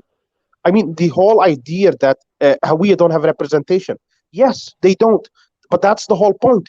You want me to say, well, I don't have representation too, which I can easily say. But the point isn't that. The point is, what's the problem right now? Formaggio. Okay, then let's get rid of him. Ahmed, listen to me. Brother Ahmed, you're missing the point. Yes, but I'm just going to wrap it. You have Khokhor. Good Lawe. Which one is more rough? They're all Hawiya and they support Formaggio. So don't act like around Mogadishu they're tribalistic. They're not. Maya, you didn't get my point. And he's not from Mogadishu. They welcomed him. Maya, you didn't get my point. You didn't get my point. The problem is, Formaggio. If we're going to talk over each other, there's no point. Politics. Okay, you go for it. Then let me speak my turn. No, I'm just you were lecturing us for a bit. I was just making that point. No, because you're putting words into my mouth again. You're saying don't act as if Hawiya people are and they're in Mogadishu are tribalistic. When did I say that?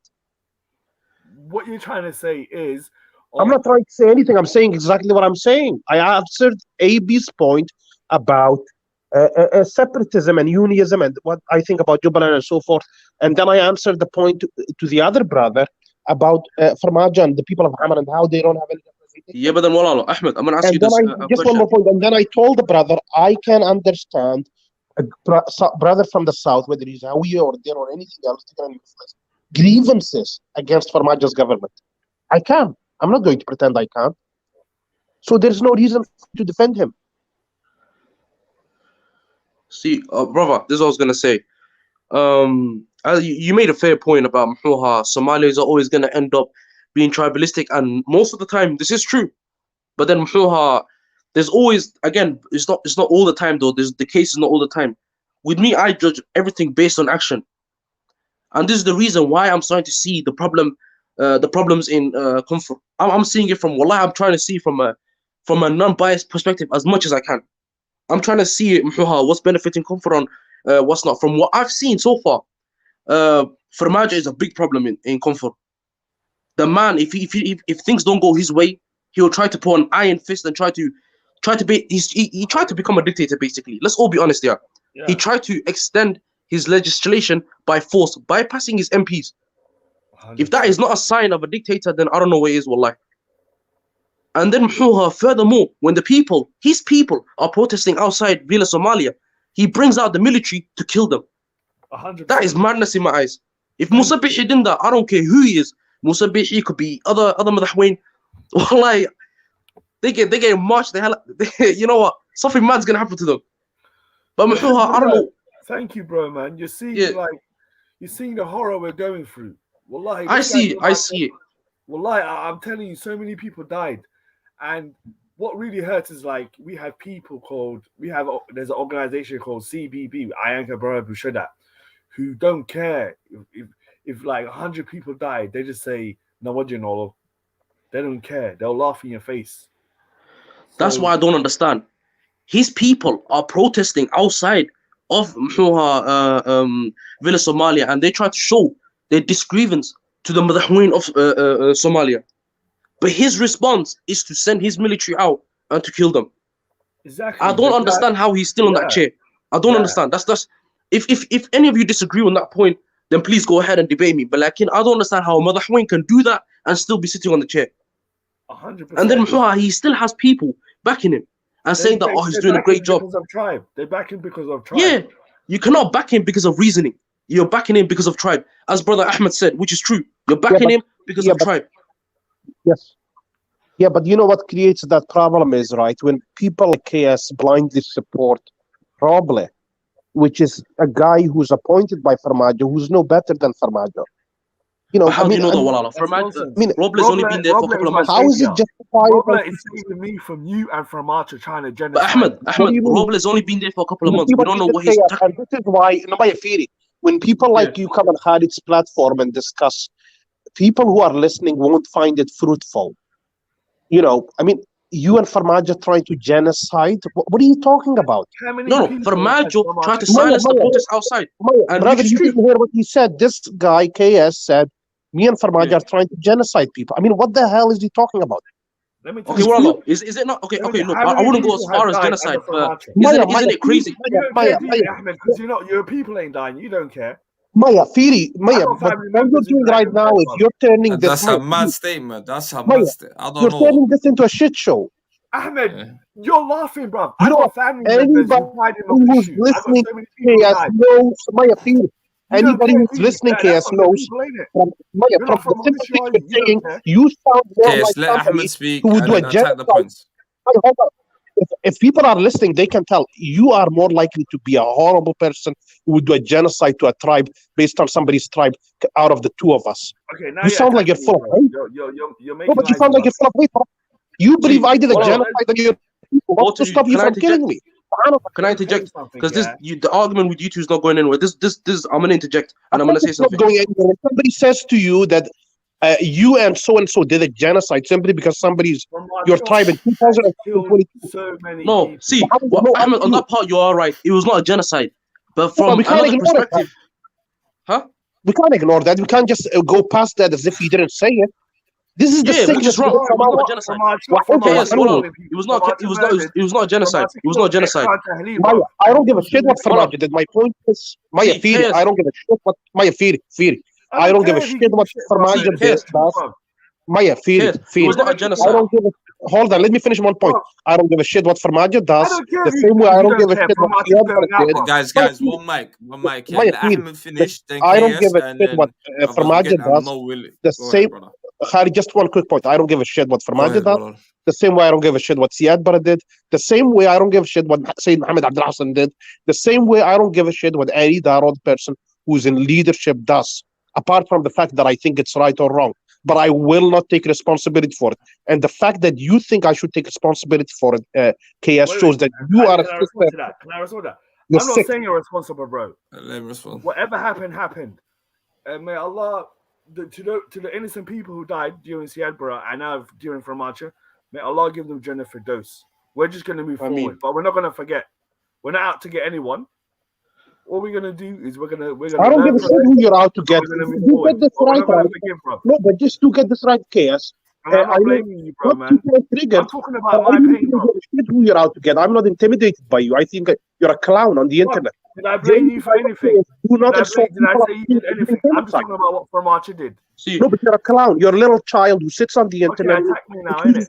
Okay, look. You're pathetic. Well, there's no point of you two dissing each other. This is what I'm going to interject. Pathetic way. Look.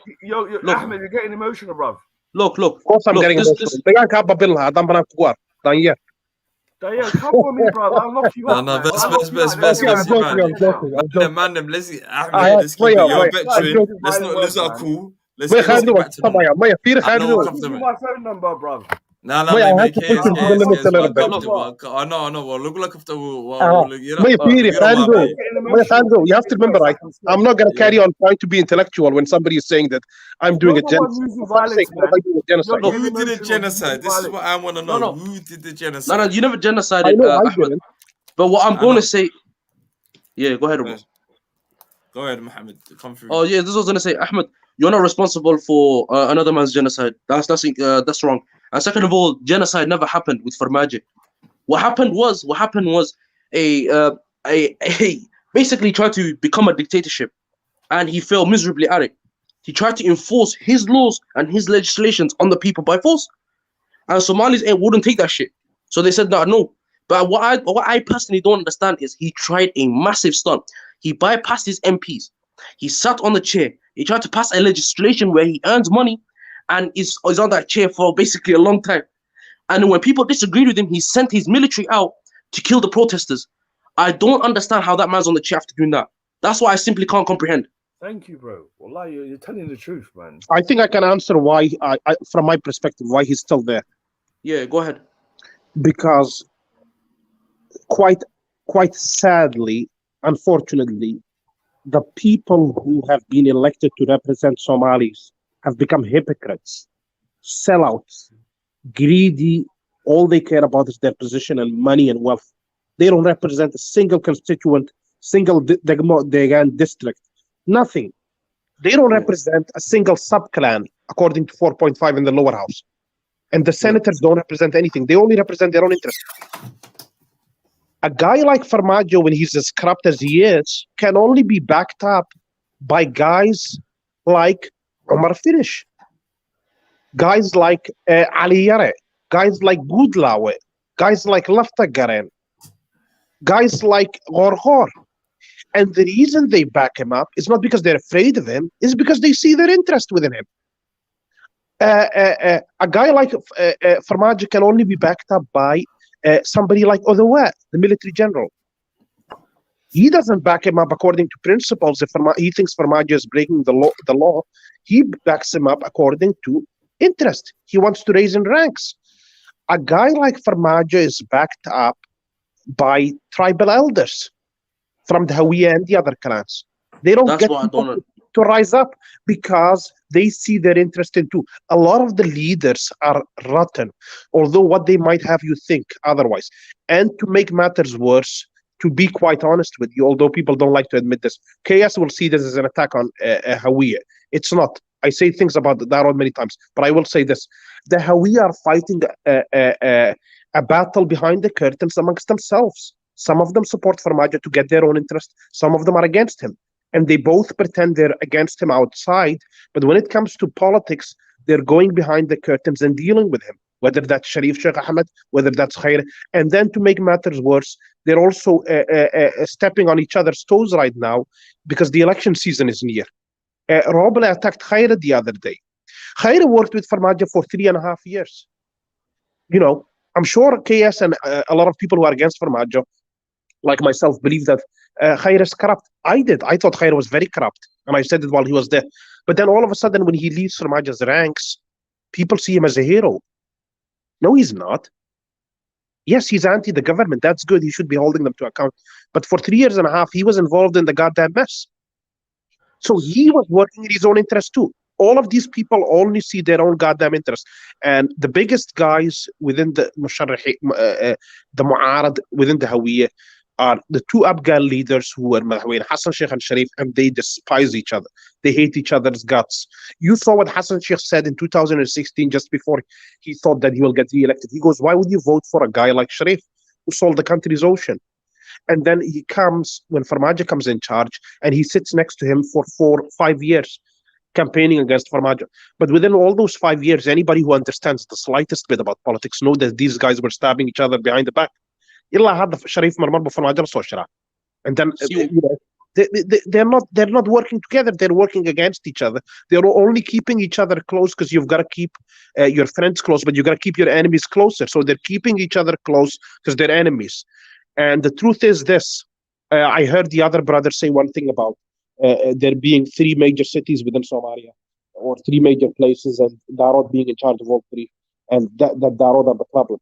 If it was a Hawiye Darod problem, brother, the Musharrahin wouldn't be supporting Deni and Ahmed Madobe. This is not about tribe. This is about interest. Deni, Madobe, Hassan Sheikh Sharif, Khair, Roble, they all have different interests. And what they want to do is they want to make the money and stay in power. Roble the other day just attacked Khair, which is part of Musharrahin Mu'arad. There was no reason for it. He brought up Qalbi Daga. He did a direct attack on Khair. And so that's what I'm trying to tell you. The people who are supposed to be holding this guy to account, whether it's the 2 Darod guys who are against Farmajo or the other Hawis, are all serving their own interests. See, well, on that point, you are correct. I feel like you made a good point about that. Because again, if nobody was working for their own interest, it would have been a chaos in Comfort. It would have been Hawis versus Darod. If the elders were not backing it, you are correct about that. I believe it. Because again, without the elders, without the tribe elders, sanctioning it or allowing it, there would have been chaos long time ago. And I agree on that point. Mo, can I make a point about that? Let me finish my point on this one, Walal. Because again, if the Darod and the Hawiye elders weren't colliding behind closed curtains or working with each other's interests, don't you think there would have been a war a long time ago in Somalia? And my second point is Farmajo is probably serving their agenda. He's probably working for them. He's probably making them lag, or he's probably doing something behind the scenes for them. That's the reason why he's not been outed at the government yet. And a lot of people criticize Roble, but Roble has only been there for a couple of months. You got to give the man time. You got to let him show what he's about. Right now, he came out and made a strong point about Farmajo. And we don't know nothing about what Roble's policies are. So I'd rather bet on him than Farmajo, because I've seen enough of what Farmajo can do. 100%. So, brother, just to add a point to that, you know, this guy Farmajo, he was elected in 2017, and you know, everybody put their trust and hope in him. Wallahi, look, this guy was made the president of Somalia. I mean, basically, most of his powers in South Somalia, especially in Mogadishu. So what this guy did, instead of like, because I remember when he got elected, a lot of people happy, you know, said, look, this is a huge like turnaround. Like you have people from Mogadishu welcoming someone who's Farmajo. And you know, Farmajo's his uncle's history, Siad, what he did to Mogadishu and to Somalia. So people are saying we're going to forgive each other, we're going to forget, we're going to move on, and we're going to build our country. But yes, if I may interrupt you, I think the reason why Farmajo's been was voted there, because again, he came out of the blue, and when Farmajo became Madahwin, I don't know, because at that time when Farmajo became Madahwin of Somalia, I thought it was like a little dig at the north. But like in because there was no show for it. Before that, there was no propaganda for him. There was no say for him. There was not enough media attention on him. He came out of the blue. So at that time, for me, I thought it was like a little dig at the north. Yeah, but I remember when he got elected. Yeah, I was speaking to family and friends. I said, "What's going on?" People saying, "Look, this guy Farmajo is going to build a country. We're going to forget about tribalism. We're going to be one. We're going to be united." But subhanallah, this guy, you know, he had hatred in him. He had has in him. He was full of hatred. And from day one, he started killing people. Wallahi, he started, if you're not from his tribe, he'll sack you. And he'll replace someone from his tribe. And what he did, Ahmed pointed it out too, what he did, he started bringing the worst people, you know, the lowest people in Mogadishu, like the ones who are not educated, like Kokor. You know, Kokor, he hasn't even been to high school. This guy doesn't even know how to read and write. He was an ex-warlord. He brought Ali Yare. Ali Yare doesn't know enough. He's not educated. He's just a hustler. So this guy Farmajo, from day one, he started bringing the lowest people, putting them in positions of power.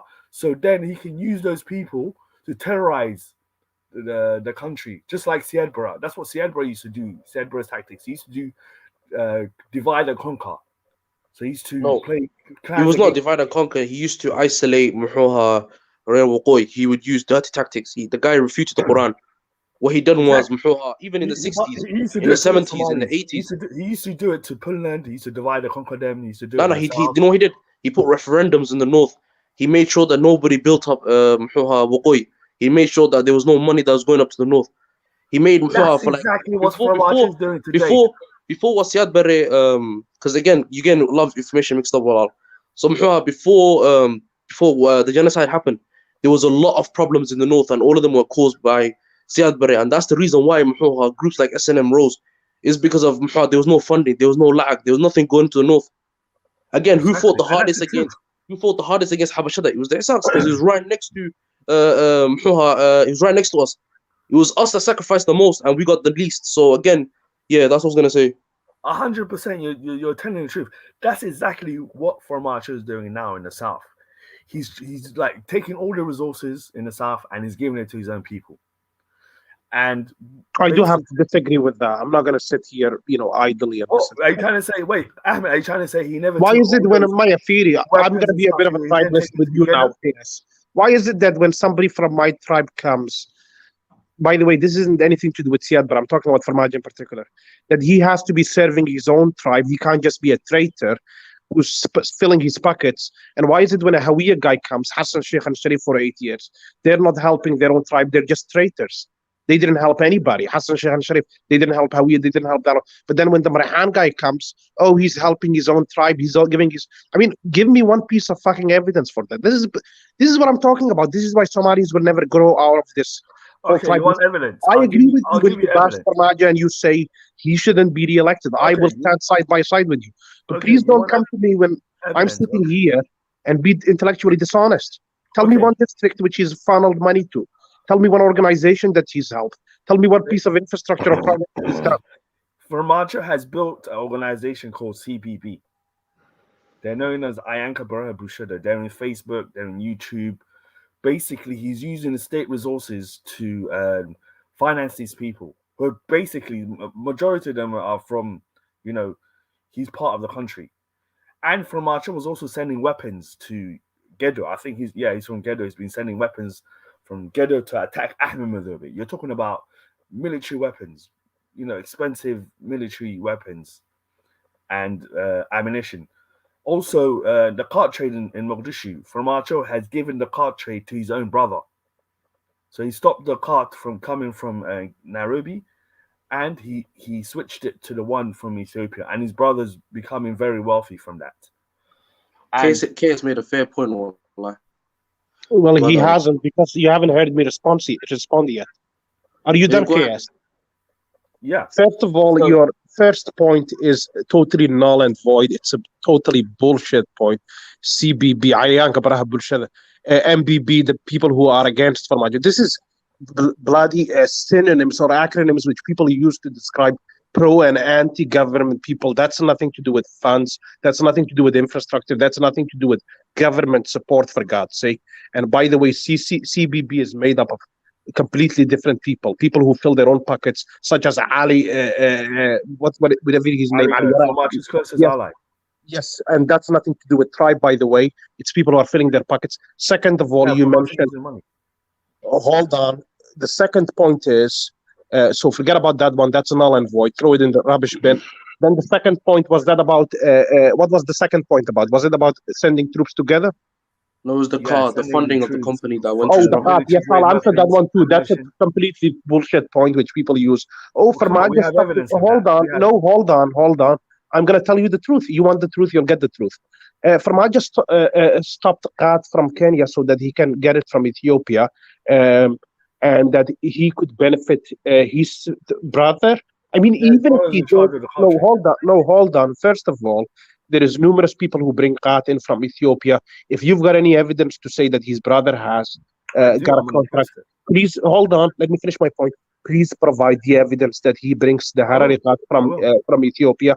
The fact that the Miru Qat was banned from Kenya doesn't mean that Farhan is benefiting from the Harari Qat from Kenya. That's another stupid point to say that Farmajo is helping. I never said Farhan is benefit. I said but that's how the whole argument started, because you said all he's done is supposedly... I'm sorry, I'm going to have to address your points and debunk them, because this is not fair. It's not fair. The third point you mentioned was about sending troops together. For God's sake, Farmajo has trained, or the Somali government has trained, fucking 40,000 plus troops. How many troops are in Hamar? How many troops were sent Galmudug? How many troops are sent to Losamareb? How many troops were sent to, what do you call that place? Mudug, to fight against Al-Shabaab? Nothing hold on. Nothing was sent there. For how me, many, I remember nothing was sent. Yes, they were. No, there wasn't. Yes, they were. They were sent to Hamar, Bahad, and so on. I know. Nothing was sent there. Hold on, but let me finish my point, KS. You can't just disrupt me because I'm debunking your points. Let me just finish. How many troops were sent to Losamareb? How many troops were sent to Gur'al? How many troops were sent to Mataban? How many troops were sent to Beledweyne? How many troops were sent to Bayan Bakol? How many troops were sent to Barawe? This is ridiculous. And, the fact that some troops were sent to the Balad Hawa districts within Gedo, and rightly so, by the way, although I'm not a supporter of Farmajo, rightly so that they were sent there, because there was a guy who was terrorizing the people there. Just within one day, he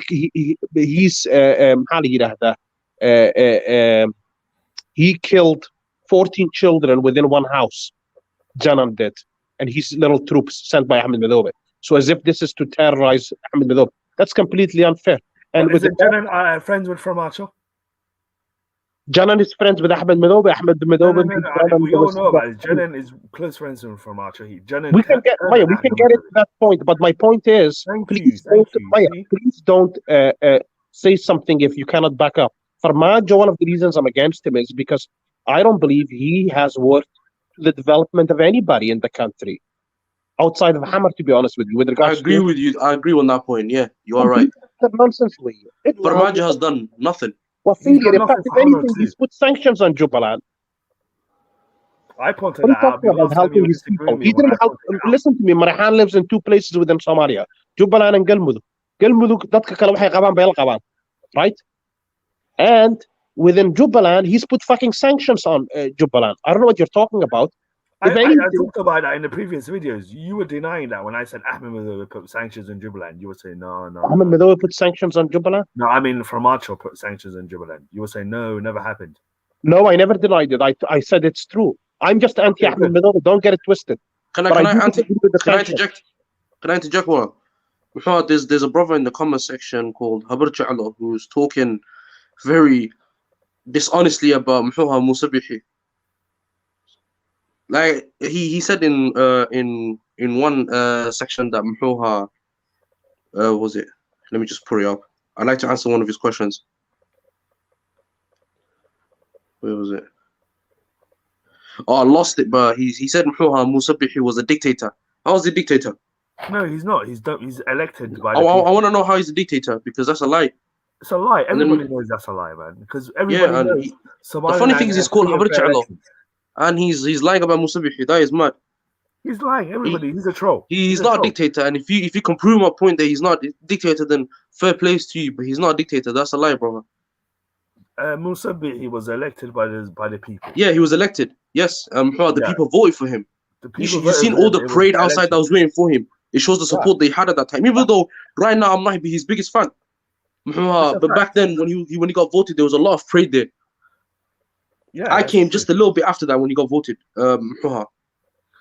Mashallah, well done to Somaliland for doing free and fair. But then there's another point I'm gonna make. Well, you see all the chaos that's going on in the south. This is one of the many reasons why we will never join back up with the south again.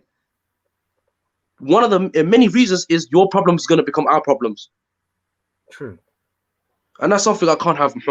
Yeah, but I feel like nobody from the south has told us. I'll say my advice to you is don't go ahead, Chaos. Well, I'm from the south. Well, Mo, don't come to the south. Well, I'm look at me, bro, man.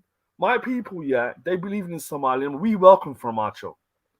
Yeah, we were hoping that this guy was going to unite us, but our situation is going to improve. But our situation is like 10 times worse now. He's been killing us for the past 5 years, man. If you want to end up like me today, come to the south. If you want to end up like me, because you're going to be killed and they'll be laughing at you. CBB will be going to death. Well, that's how I'm dying here every day, bro, man. This is what I'm gonna say. We've all agreed here that Formaggio is not doing anything for Somalia. The man's filling his own pockets and pleasing the elders. That's all he's doing. 100%. I see that another problem with Formaggio is the fact that he says that he apparently he's so-called apologized to Somaliland for what happened, but then I think it was just a few weeks later he was shaking hands with Morgan, which is mad. Bro, he tried to stop. You know the big project in Berberet, that huge port, that the UAE they're pouring billions into that. You know that. Formaggio tried to stop that. The Berberet port. Yeah, he has no power in Somaliland. And a demonstration of that is with Somalia itself.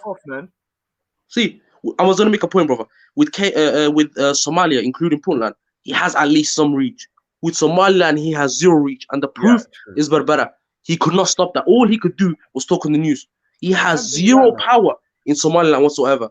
He will never get his hand in. If he had any power in Somaliland, he will never have any power in Somaliland. He would have done what Siadbro had done to you before. I'm telling you the truth. No, that time, Wakoy was known for being poetry and farmers. This time we're ready. That's all I'm gonna say. You guys been through hell. You guys saw hell. I don't blame you for. I've heard the stories from my parents. Like, and what I'm saying to you is, that time we believed in Somali. We believed in Somali Wayne. The reason why we joined Somali Wayne like that is because we believed in it, and we've got nothing but absolute else from that.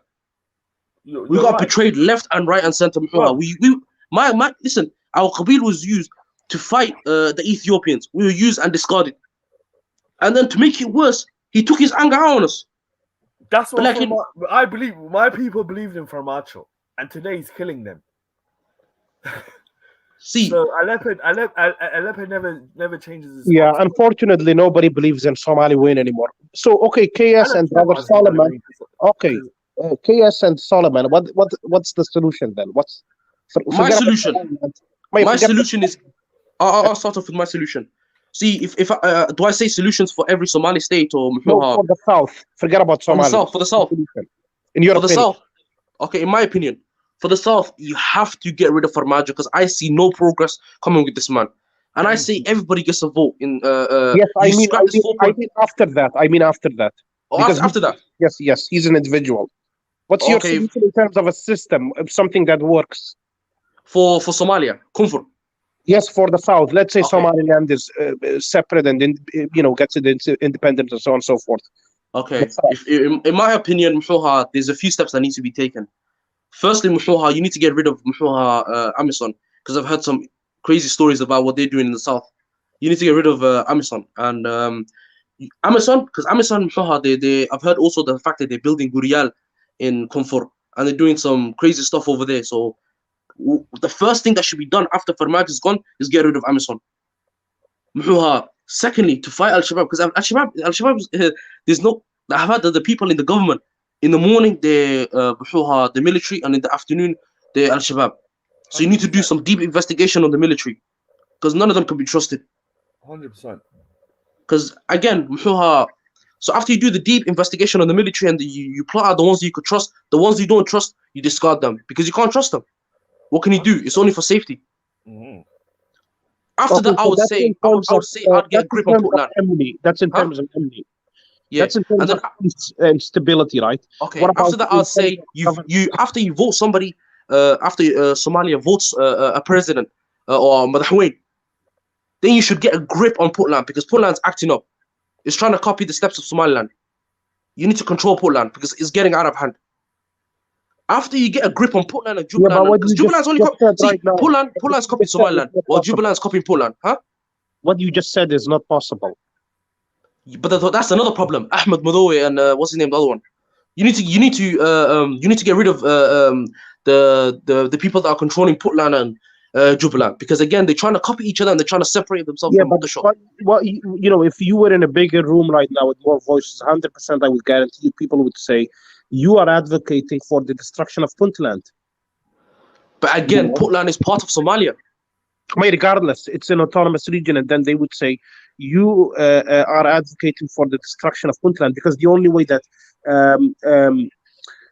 somebody in Villa Somalia could rein them in is by kind of causing destruction and mayhem there. But again, I say you hold talks. And try to sort this out.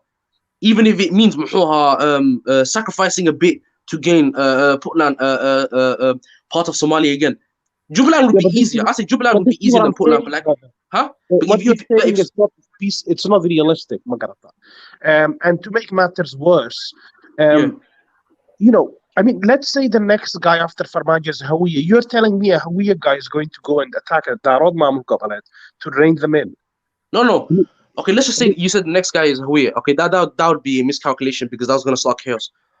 I say you hold talks. Because again, see, the elders, the Qabil elders, they have a lot of power. A lot of people don't know this. The Madahwains don't have as much power as nearly compared to the Qabil elders. Qabil elders are the ones with the real power. See, if you're gonna talk to Puntland, you talk to the elders. You try to in Allah the Shan. Try to sort something out that benefits all and basically both sides. See, Puntland is the one. If Somalia somehow gets a hold of Puntland and brings it back to Somalia, Jubaland would be much easier, and the rest of the states in Somalia would follow. But again, Puntland is for me right now the biggest problem. Are you trying to say the federal state that they made recently during David Cameron's when David Cameron's the president? Do you think it's causing more harm than unity? Yes, I feel like Portland. What I'm seeing is Portland's trying to copy the steps of Somaliland. It really is. But It's Mohammed, taking. can I add into that, Mo? Yeah. I'm really interested in what KS has to say, by the way. Go ahead, KS. I don't think that's a problem what Portland's doing, because like actually, you know what? From our show showed that Pulin's system, the federal system is actually right. We should, instead of Somalia being a federal, it should be confederate state. So basically, this is going to protect us from any wannabe dictatorships in the future, like from Archer or Siedbra in the future, inshallah. So even if Pulan wants to end up like Somaliland, there's nothing wrong with that. But what's wrong with that if Pulan wants to become? No, there's nothing wrong with it, but I'm just speaking from perspective of solidifying Kufr and giving them establishment. I'm telling you right now, Mohammed, man, this Somali Nomad stuff has killed me, wallahi, because at the end of the day, especially people from Mogadishu, they try to hold Somalia together. But I think what they should do is they shouldn't try to force people. If Pulan wants to, have, their way, let them have it. They're not going to harm no one. But at the end of the day, what I'm fighting for is I don't want to repeat of Farmacho. Someone like Farmacho coming into Mogadishu and having any sort of authority. I want Red Mogadishu to have their own leaders. You know what I mean? And I think. But then again, we're talking about the perspective of Somali unity within Comfort. And it's going to be a difficult job. It is going to be a difficult job. Solomon, Solomon, you misunderstood my question. I wasn't asking about. Yeah, I know what you said. My point was, what do you see as the solution post Farmajo? I mean, and the reason I ask is just wanted to demonstrate to you, brothers from the north, how like-minded, for example, the people in the south and Somaliland are, funnily enough. A lot of people after 1991 and 2022, what I have seen is they talk an awful lot, but in reality, they don't really believe in unity. They believe in separatism. They really do. A lot of Darods believe in separatism. A lot of Hawiyas believe in separatism. And then to say something about the Isaaqs is hypocritical. Yeah, because again, it was... Because you're all Somali deed. We're all Somali deed. None of us are pro-unity. That's the truth. Everybody wants to have their cake and eat it.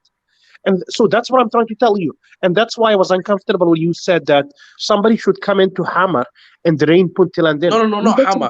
I said take control. No, but what I mean is, when somebody comes to Villa Somalia and rains Puntland... From what you trying to do that. And that's why I disagree with him, KS, believe it or not. I really disagree with that. The point is this, Magarat. The point is confederalism, the way you believe it, KS, is no different to what Khalid KS believes, and what Brother Solomon believes, and the other Isaaq brother believed, or anybody from the north, whether they're Samaron or Rubantan or Singali. The truth is, Magarat, we're more similar than we think. I think most people are sick of Somali Wayne, whether that makes you sad or happy, whether that makes you sleep better at night or not. The only point is, and what is this fakeness that's going on? What is this facade? Well, Ahmed, I'm going to answer one brother's question on the thing, because I got several questions in the comments. There was one that said Puntland is bigger land than Somalia. Yes, but Somaliland is much stronger. Ali. But secondly, there's another question that said, why am I singling out Puntland? I'm not singling out Puntland. I'm saying that Puntland should be the biggest focus of Somalia if Comfort is going to become one. Because if Puntland somehow joins back up with Mogadishu, then Jubaland and the rest of them will follow. That's what that's the idea that I had at that time. I feel like Puntland is the biggest problem and challenge for Somalia right now. And if Puntland somehow comes back onto the fold of Somalia, then the rest will follow easily. Not easily, but much easier. Yeah. May I get your point, but obviously that's something that I would never agree with Magarata. The federal government within Villa Somalia reigning Puntland or any federal member state.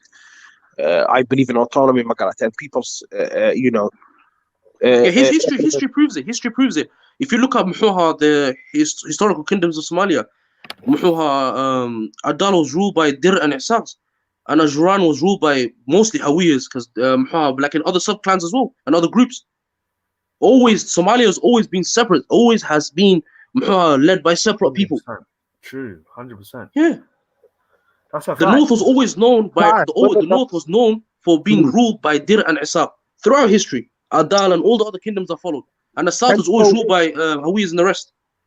And so, whether that might be positive or negative, or make somebody happy or sad, then that might just be the only solution right now, Magarata. Yeah. Simply put.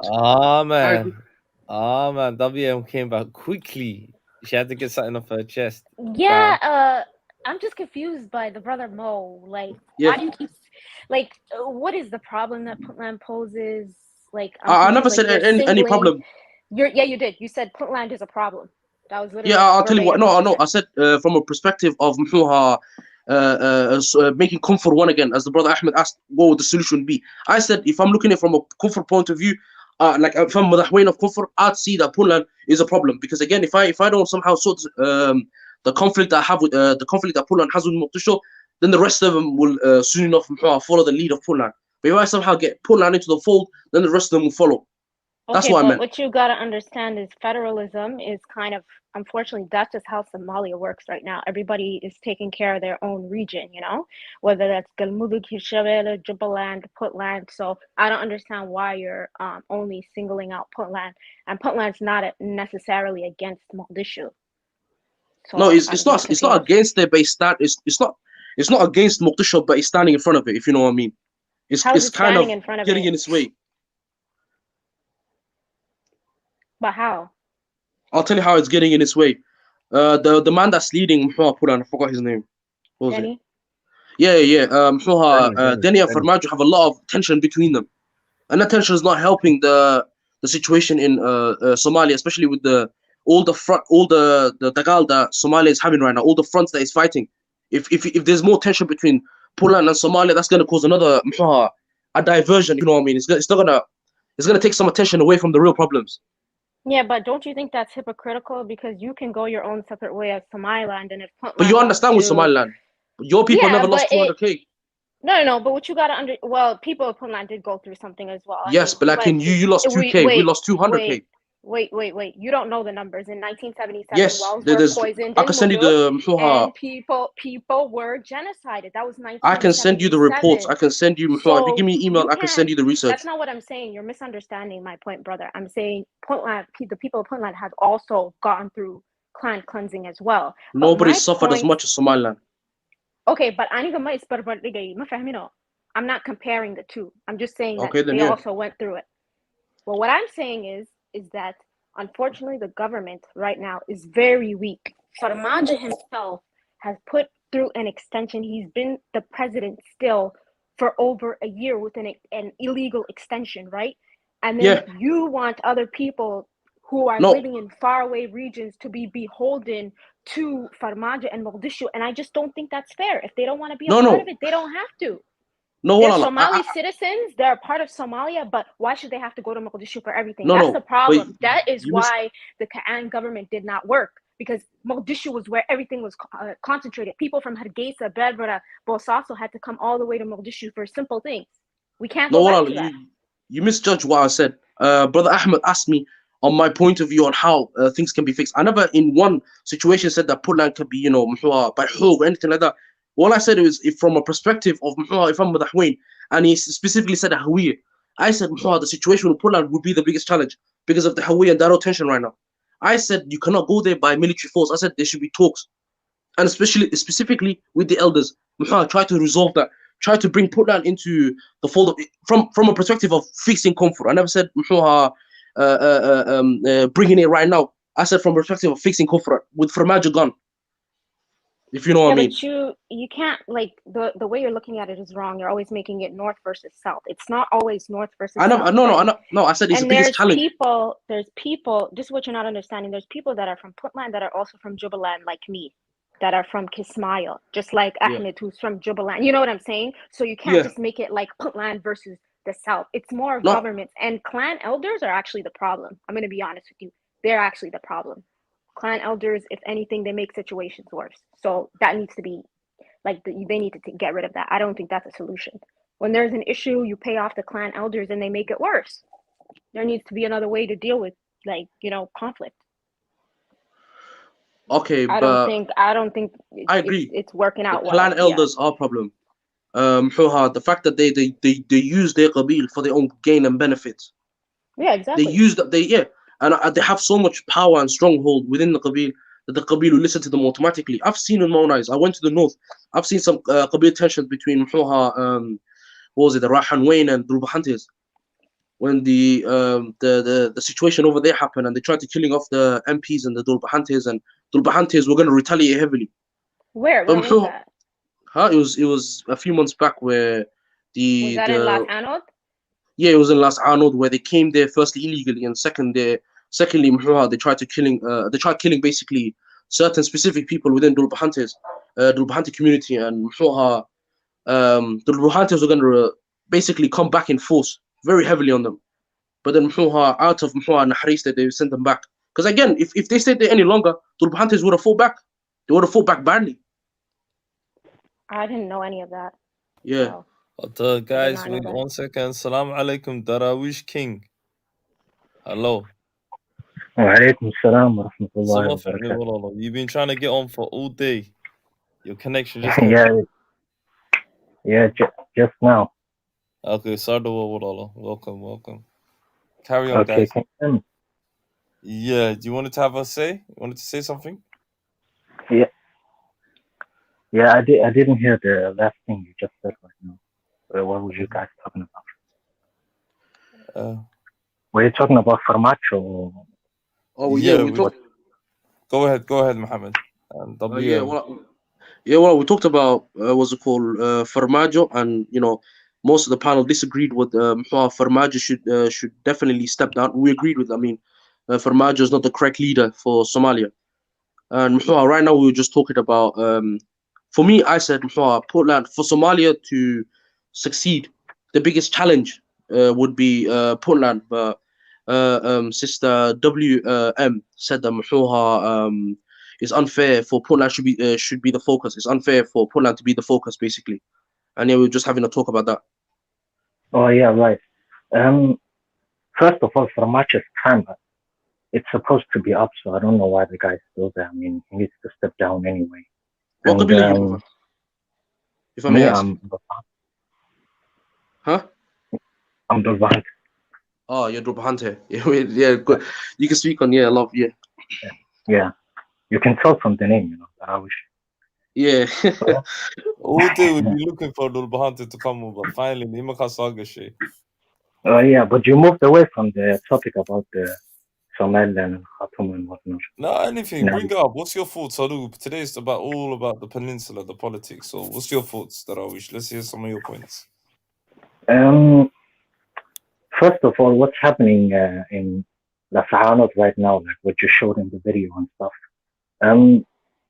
I think what the problem is in the north, if you can say that, is because Dulbahante, they don't want to be like, how can I say, they don't want to be a minority in the north, because if Somaliland becomes independent, they are basically going to be a minority. And they feel like maybe it's not going to work well because of, the clan tensions and whatnot and what happened in the Civil War and so on. So I think that's the main reason why they don't want to join Somaliland and stuff like that. Because, we are Darot at the end of the day, So there's always that feeling of you want to be with your own tribe and you want to stay with your own tribe and you don't want to break away from that. Can I ask you a question as well, Brother Darwish? Yeah, sure. I got several actually. The first question being, I've been to Las Anod as well. Have you been to Las Anod? Yeah.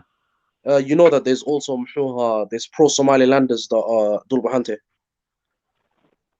Yeah, I know. Yeah, there's that's the Dulbahantes are very split. Some of them support Somaliland, some of them support Somali Wayne. The second point I was gonna make is the second most important man in see with me, I'm not if a Dulbahante man or a Isaac man became the Hwain of Somaliland, with me, I don't care about the Qabila. I'm gonna support the idea. If the Dulbahante man showed me a plan of or I've seen the plan of what he wanted to do and he actually pleased me, wallah, I'm voting him. I'm that type of person. And this idea of Dulbahante oppression in the north is mad. We don't know Isaac has oppressed Dulbahantes. You don't go across the Shia and say, oh, he's Dulbahante wala Gra'ia. That's Ben. The propaganda of the south is mad. That's all I'm gonna say to it. Do you agree with this, Wallah? Is there oppression going in the north where we're silencing the Dulbahantes and we're not letting them speak? Yeah, but then again, like Somaliland is not really recognized, so. Yeah, but the question was, are we oppressing Dulbahantes? I would say yeah. I would say yeah. How are we oppressing them, Wallah? Because Dulbahante at the end of the day, regardless of what they get from Somaliland, whether they get government positions, whether they get money, no matter, even if you make a Dulbahante president, they're never gonna believe in the Somaliland stuff. Why? Have you got any information?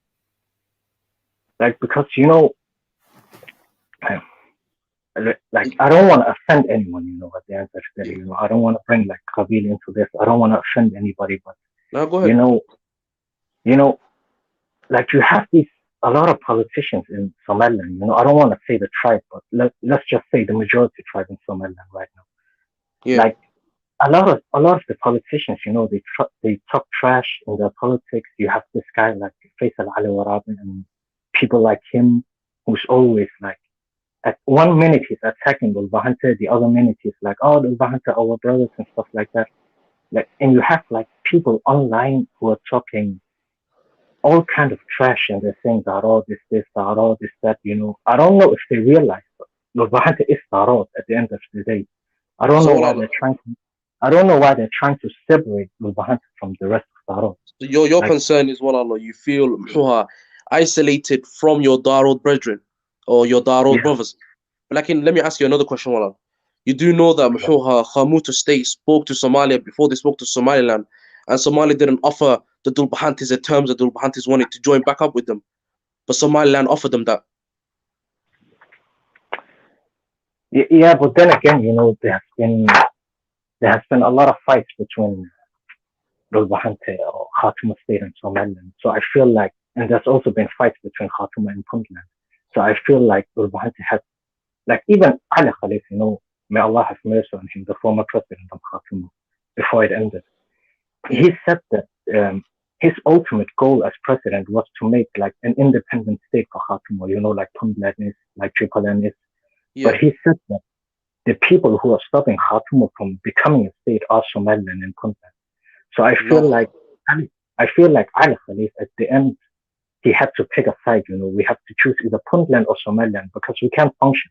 If one of them is attacking you from one side and the other one is attacking you from the other side, you can't defend yourself when you're being attacked from two sides. So he just had to make a choice at the end of the day. He was kind of forced into it. I don't think Ali Khalif really believes in this Somaliland stuff. You are the Dulbahante elders. They side with the Isaacs. You know that, right? They signed the treaties and the legislation. They done a lot of things, and there was progress between them. They were both happy with the deal, and that's why the Dulbahantes actually side with Somaliland. There's also the people, the Dulbahante people. Some support Somaliland, some support Somaliland, some support Somalia, some support independent state. Dulbahantes can't make up their mind. Which is, am I wrong saying that? No, even the Dulbahante who are supporting Somaliland, they're just supporting Somaliland if I'm being honest, they're just supporting Somaliland as a federal state. Like they view Somaliland the same as Puntland. Believe me, they're not going to support Somaliland as an independent country. That's not going to happen. Half of my family. I mean, Yeah. Even right before, like in the video that the brother showed, you could see that people in Las Anod, like they were burning the Somaliland flag. They were saying we're Somali and stuff like that. Yeah. Because I think it was there. Maybe they felt like, Somaliland is really going to be recognized now. Yeah, so they had to come out with their true feelings. Do you know what I think? I think Somaliland's making massive progress, and there's a lot of Dulbahantes that actually believe in the progression of Somaliland. Don't forget the second most important guy in Somaliland is Dulbahante, and if a Dulbahante wanted to become a Dahwain, he can easily run for it. The people vote. Everybody has their own vote. Anybody can vote in Somaliland if whoever you want. It doesn't matter about Qabil. If you want to vote, if a Dulbahante guy wants to become a Dahwain, why does he not run for it? That's another question. Yeah, but Somalis are never satisfied. I'm so sorry. They're just never satisfied. That's just the Somali mindset. Whether it's with this side, that side, it does not matter. Like, even if they get what they want more, and then more, and then more. So, I mean, it is what it is. I don't think it's fair to blame Somaliland or Puntland for why Khatuma state did not become a federal state, because that was in the hands of the Somalia government. And somebody can correct me, but that was Hassan Sheikh Mahmoud O'Udile. And he gave Galmudug a state, and Galmudug does not fit the criteria of 2 regions. 1 second, it wasn't Hassan Sheikh Mahmoud. It was actually Puntland. No, it wasn't. It was actually Puntland that put a lot of pressure. Are you starting your fake news again? Oh my God. It's the truth. Everybody knows about this. Is Puntland the president of Somalia to have control over that? Like, that doesn't make any sense. Puntland is against the idea of Khartoum state, because Puntland claims Khartoum state. Puntland claims like Khartoum state as part of Puntland. Okay, that doesn't make any sense, because if you understand Khartoum, they're claiming Sol, Sanag, and Ain, right? So Sanag has Warsingelis. Warsingelis do not want to be part of Khartoum, right? Then you also have Isak people that do not want to be a part of Khartoum. So how can you be a federal state when nobody's agreeing to be a part of it? That's another issue. That's true, but you can't. Because the Isak people that live in Sanag and Sol, they're going to be like, we want to be Somaliland. We don't want to be, Khartoum. We want to separate. That's true. So that's another layered issue. So it's not as simple as blaming 2 regions. 100%, but it's got nothing to do with Hassan Sheikh Mahmoud. Yes, it does. Else. Yes, it does. It doesn't. Because what you got to understand is Galmudug itself, right? Galmudug, we fought. Wait, let me finish. They fought for it. They fight for In order to be a federal state, right, you have to have at least 2 regions. Correct me if I'm wrong. Galmudug does not fit that criteria, and yet they're a federal state. We do have 2 regions. But Puntland you don't have all of Mudug. You don't. The people that live in the Puntland side, they're supposed to join Galmudug. That's how it is. Even Galkayo as a city is split. There's literally a green line separating 2 sides of Galkayo. One side's Puntland, the other side is Galmudug, I guess. I don't know. So that's another issue. That's why I'm saying Somalis will never be satisfied, no matter what. But you can't compare Galmudug to Khartoum state. Galmudug has always existed. Galmudug is one of the founding states of the federal system of Somalia. They were the ones who signed it. When was it founded? Galmudug was founded in 2006. I don't know if it's one of the founding members. It's probably one of the earliest. Probably one of the founding states of the federal system. We signed it. We were the ones who signed it in Garowe. Still, that's the problem that I just wanted to bring forth, is that there's layered issues when it comes to Khartoum becoming a federal state.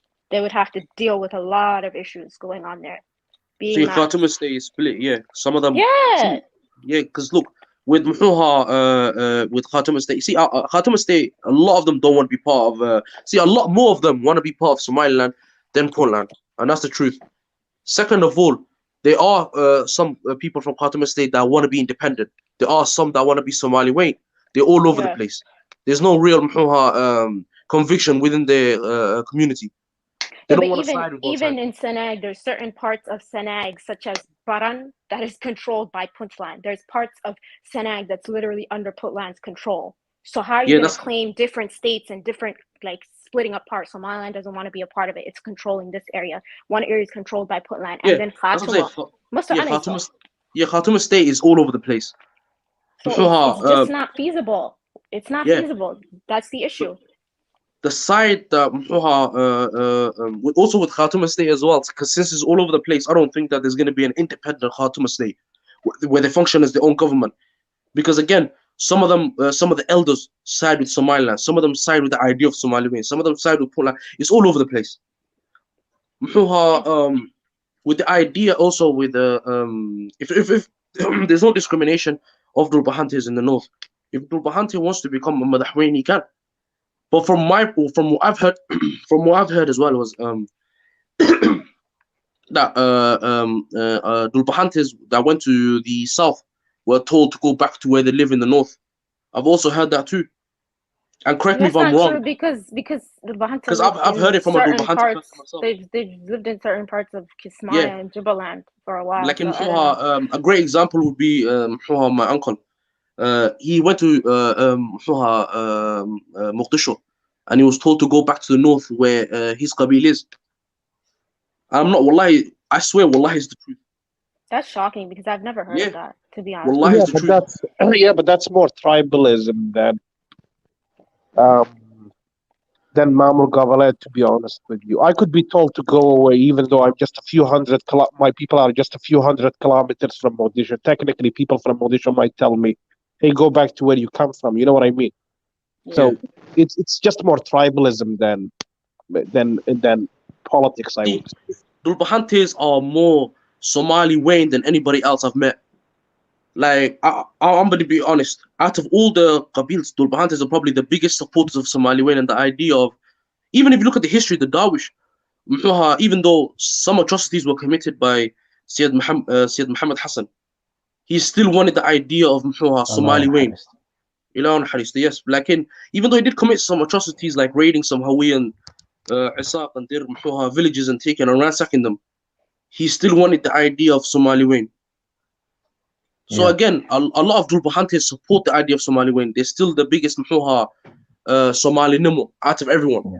Perhaps that's their downfall. Yeah, that was all the Somalis in the beginning. Everyone supported Somali Wayne. It was, the Isaacs were like the Dhulbahantes. They supported even Somali the blue Wayne. flag was first raised in Hargeisa. Yeah, but that's what I'm saying. Isaacs and Dhulbahantes were the biggest supporters of Somali Wayne. Then the Isaacs absolutely went against it after what happened. Dhulbahantes are still the supporters of Somali Wayne. And that's another problem because Dhulbahantes are so much of Somali Wayne that they're willing to support the idea of one unity within the Somalis. That's the problem why the people are split up everywhere. Yeah, but I don't think Somali Wayne is feasible itself, and I really don't think Somali Wayne is going to be a reality. And that's what Dhulbahantes don't understand. Because everybody's literally... They don't understand everybody what? wants I to didn't hear you. control... Sorry? No, what did this guy Mo, what did you say? Yeah, Dhulbahante that's what I'm saying. That's what Dhulbahantes don't understand. The Somali Wayne is very difficult to impossible to create. I don't think it's impossible, but it is difficult. Yeah, I agree, but not impossible. Yeah, that's another thing. Yeah, I mean, I wouldn't say Dhulbahante. I know we keep saying Dhulbahante, not that it's a bad word or a good word. I mean, they're not a monolith. They don't all believe in the same thing, and nobody from one tribe is all the same. I mean, the people of Saul, and Senag and whatever those areas. Just say Khatuma. Khatuma, if I may say. They're stuck between a rock and a hard place. There's Somaliland, which wants its independence, which, is based on the British borders prior to 1960. Mm-hmm. And then there's Puntland, which is based on a federal member state, which stretches from at least half of Muduk through Nugal, through Bari, into Sol and Senag, into basically Darod lands, or more specifically, Harti lands, right? They don't like the idea of Somaliland, quite a lot of them, because they don't want to be independent. Why they don't want to be, that's their own judgment. I've never really discussed it, although I do understand why they may not. A lot of them don't want to be with Puntland, because although they understand that they're related to Puntland more than Somaliland, they may deem Puntland to be a bit more greedy and ununderstanding than Somaliland, because maybe Puntland's taking them for granted. Maybe they're saying, oh, because we're related, we can do whatever we want with you. And so they're stuck between a rock and a hard place. And the reality is, and I'm sure they do know this, but the reality is they do need to get their act together and go in one direction. Because for as long as they're pulling each other apart, it's only going to be chaos in those regions. That's the truth. I mean, for God's sake, I get it. Okay, Somaliland says it's a country. Puntland says it's a federal member state, but it has a border. Why do there has to be troops from Hargeisa based in Tukarak? You know, the borders of Somaliland. While Buhodle claims, which is all the way in Togner, neighboring Waqooyi Galbeed, which is the Gobble of or Marodi Jah, where Hargeisa is, when Buhodle is saying that it's not even part of Somaliland itself. You know, and it just seems like the people of that region are really confused. If they did know what on earth they were doing, I don't think that they would have to have Somaliland and Puntland would have to have soldiers in Tukarak, because as far as I'm concerned, that's Lulbanta land, and Lulbanta doesn't need to have troops in their land. They would just say to the Majarten, hey, you guys stay in Bari and Nugal, and we're staying in Sol, and we're basing it on the British borders. And there really wouldn't even have to be bloody soldiers being lined up, and people could resolve their differences with talking. But I think the problem of that region is that the fact of those people are just divided. They're confused. Yeah, they're not united. I think that's the biggest there's problem. no reason to have soldiers. Yeah, but then again, like, sorry to cut you off, but you know, Puntland is not going to allow Khartoum state to become independent, because you have a lot of, like, I mean, sorry, you're saying that Lulbahanti need to pick a side. Like, what side? You know, look, South Somalia is in chaos. Like, Somaliland, excuse me, but like, it is a Qabil state. I have to be honest. And then Puntland is also a Qabil state. So there's no option. Like, Lulbahante, like, they need to make their own state, but Puntland and Somaliland is not going to allow it. Like, I just said it before. What I was saying is, you need to take in Puntland. You have a lot of them in Somaliland. So if they decide to make their own state, Somaliland and Puntland are going to tell Lulbahante in their regions to get out and go back to your own homeland. I don't understand. I don't understand what I was saying, brother. It is not feasible the way things stand for to choose any option other than Hargeisa or Garowe. Hargeisa won't recognize it. Garowe won't recognize it. I'll tell you right now, Mogadishu won't recognize it. It didn't under Sharif Sheikh Ahmed. It didn't under Hassan Sheikh, and it didn't under Farmajo. It's not going to happen. Yeah, that's what I was saying before, though, Ahmed, is if they were going to get a region, you know, a federal administration, they would have gotten it a long time ago, you know, and it didn't happen. And I think the issue is no unity, you know, if there was more unity with them, because that's just how Somalia works. It's all about clan politics, clan unity. Maybe the situation would be different, you know, but it's not. Because one side is with Somaliland, another side is with Puntland, and another side says we don't want either. So it's a division. See, and I think, you know, the side that says they don't want Somaliland, I think they say that because they want Somali Wayne. They want the unity of the Somalis. But again, which I say very close to impossible. There's too much at stake for that to happen. And plus there's gonna be too many egos to at play. And another thing I'm gonna say is see that's another thing. Somalia in the past thrived because of it was not because of unity, it was because of things worked properly because of separate nations or separate separation. Basically, it worked well because of separations. There was still the Somali connection because we still lived in the same country, but like it was different nations ruled by different qabil, and it worked nice like that. The north has always been ruled by Isaks and Dirs, and the Hawiyas of the south. Like in the other qabils. Like my point is, Somali unity. If Somali unity happens, and let's say one qabil decides to outstay its welcome, the other qabils won't be happy. There's gonna be more problems. Yeah, but just to correct you, like back in the day, the colonial borders didn't exist, so you can't really say that the north was ruled by Isak. No, like but like in the north, you had all kinds of clans. You didn't have the borders back then. But like another thing, I was gonna correct you on that. The Isaaqs weren't colonized by the British. It was a protectorate. There's a difference. Italy colonized the south, but like in the north wasn't colonized. It was a protectorate. There's a big difference. Are you talking about the colonial period, or are you talking about? Yeah, I'm talking about the colonial period. It was a protectorate. Okay, I thought you were talking about colonized. the Sultanates. There's a difference. Yeah, it was not colonized. It was a protectorate. There's a difference. And even while it was a protectorate, like the British never did anything to displease the people of the north. They never did anything to displease them, because if that happened, they would have been Dagal. So again, they worked. Yeah, no, can I just comment on that, brother? Ortwani Salam, I haven't been on this platform for a while. Wani Salam, the KEO, WM, and all of you guys, yeah. I was going to correct you there. You said they didn't do no harm to nobody. No. I said they never didn't say. Oh yeah, I'll correct that. They did harm, but not significant harm. Converting, brother. Yeah. So what about the missionaries? There was missionaries. There was a French missionaries. There was a British missionaries that was spreading the Galanimo in the northern part. So how do you explain that? You said they didn't do no harm. Okay, are you talking about the colonial times? You can do. Are you talking about the colonial times? Right there, yeah. Okay, the Galanimo that happened, it was instantly stopped. There was multiple treaties that happened. The Galanimo and the Qashin that was spread in the north, it stopped. There was no Galanimo. The elders stopped that. There was youngsters that was converted. There was kids that had names like Muhammad before, and then they were changed to John.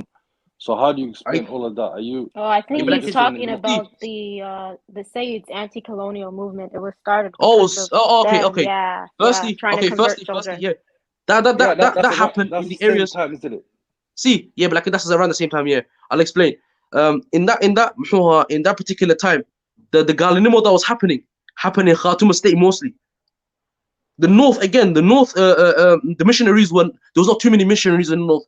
When Sayyid Muhammad Hassan came back from Hajj, he came to his homeland in Khartoum State. Yeah. Yeah, let me correct you on that one, brother. It was mainly it was happening around all that region, but you could say I said mainly. It was happening in Togder. I mean, but what does the brother consider the north anyway? I mean, I said yes, this brother's trying to say the north, and I'm just trying to point out the focal points. The British were mostly in Hargeisa. No. I said no. The Galanimo, the focus point for the Galanimo was happening in Khartoum State, and that's when Sayyid Muhammad came back from Hajj. Came to Khartoum State where he lived, and that's when he seen the Galanimo happening. I thought he was from Somali Galbed. Are you saying that people in Khartoum became Galbed? No. The Darwish started in Khartoum State. That's what I'm trying to say. Solomon, where do you the Darwish started in Khartoum State? Brother, it's all like.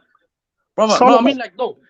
Khartoum State didn't exist, but like in that area happened. Yeah, I'm talking about the area. Yeah, that's the area I'm talking about. It never existed, but that's the area.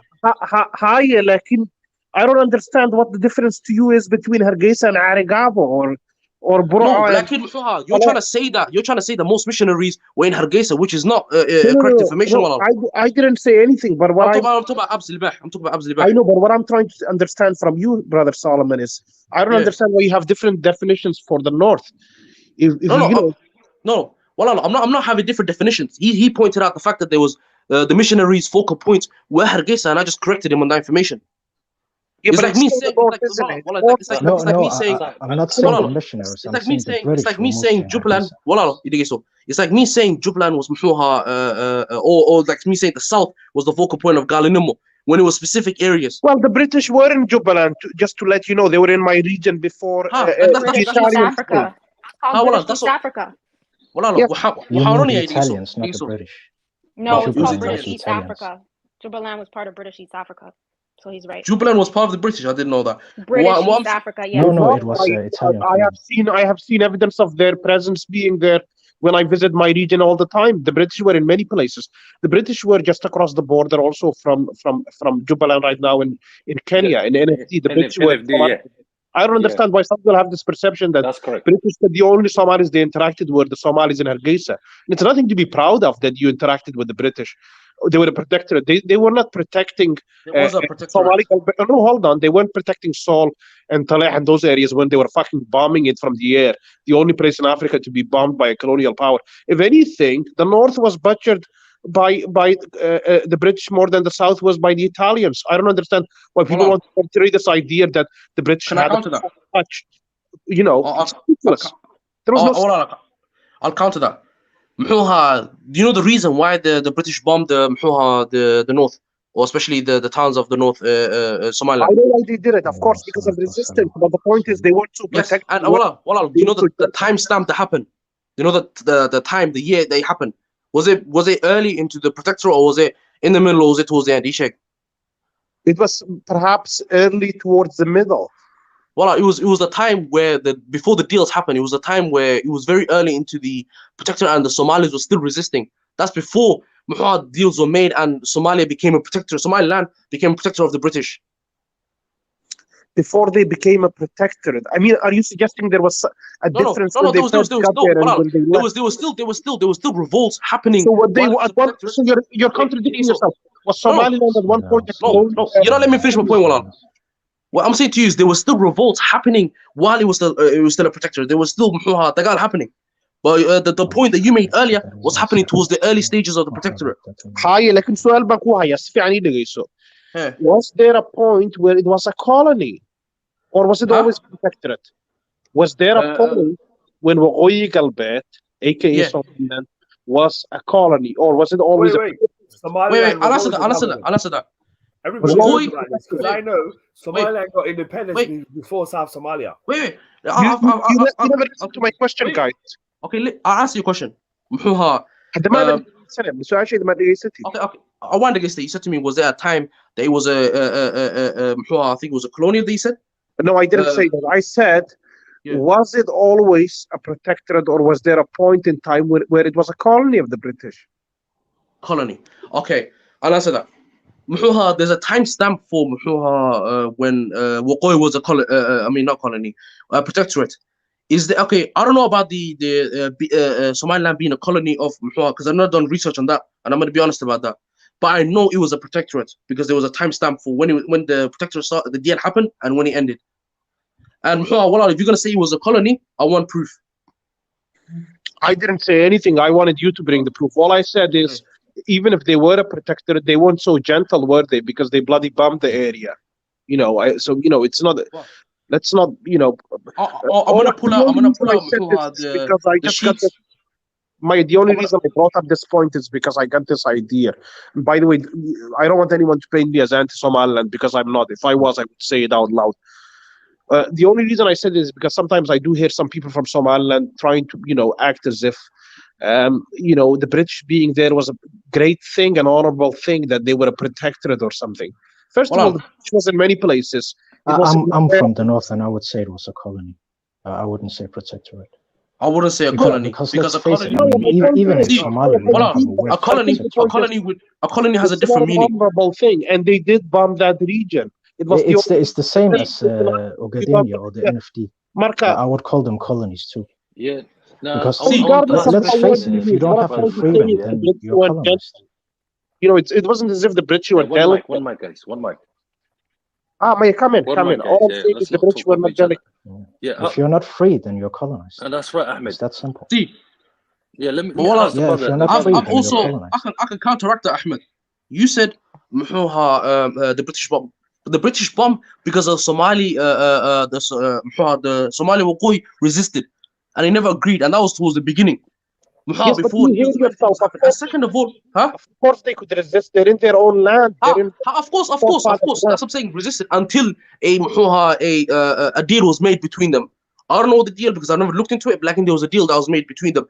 And the guys stopped after that. There was still a bit of revolt. Like the Red Bull, there was a revolt that happened there. It was because of I think if I remember on top of my head, it was something to do with I think something to do with the butcher shop. I've not read too much into that.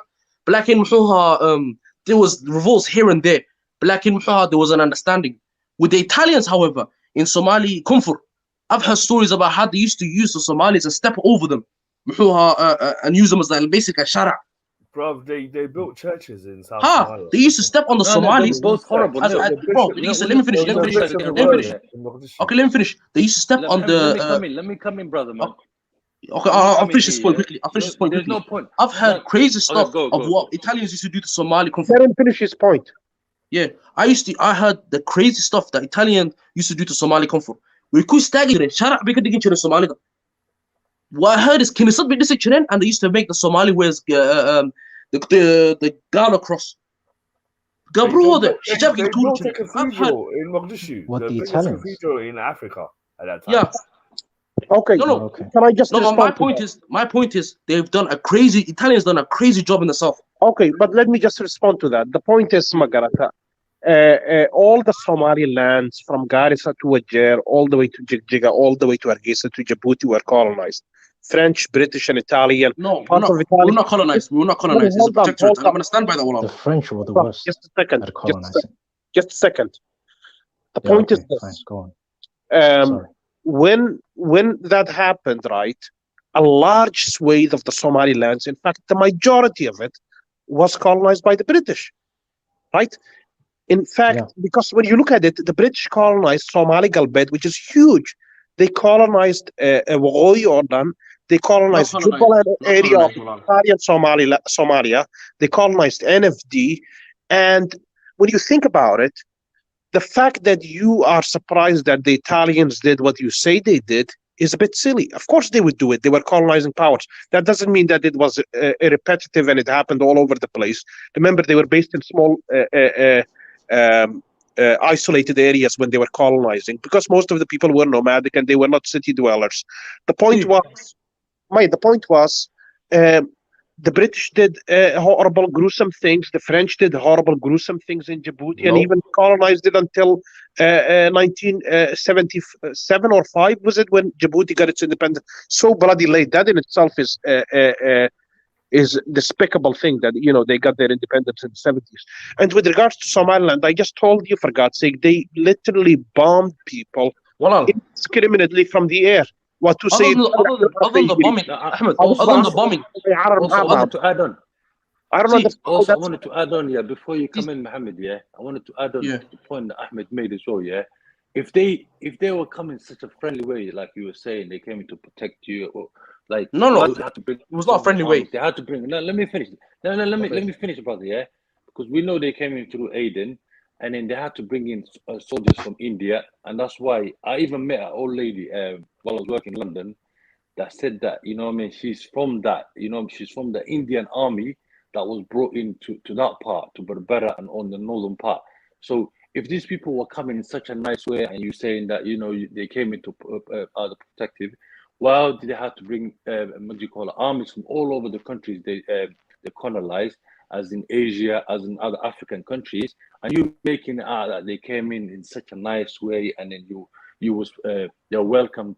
By the way, they weren't just welcomed by what do you call it, by the South. By the way, there was also, I think there was a treaty with the Warsangeli, some part of the Warsangeli clans, and also on the north. So don't make it out like they were better than the Italians. The Italians were horrible. They were better. These people. They were better. Wait. You guys have to understand. Abzibah, let me respond to this, Wallah. Yes, let me respond to this, Wallah.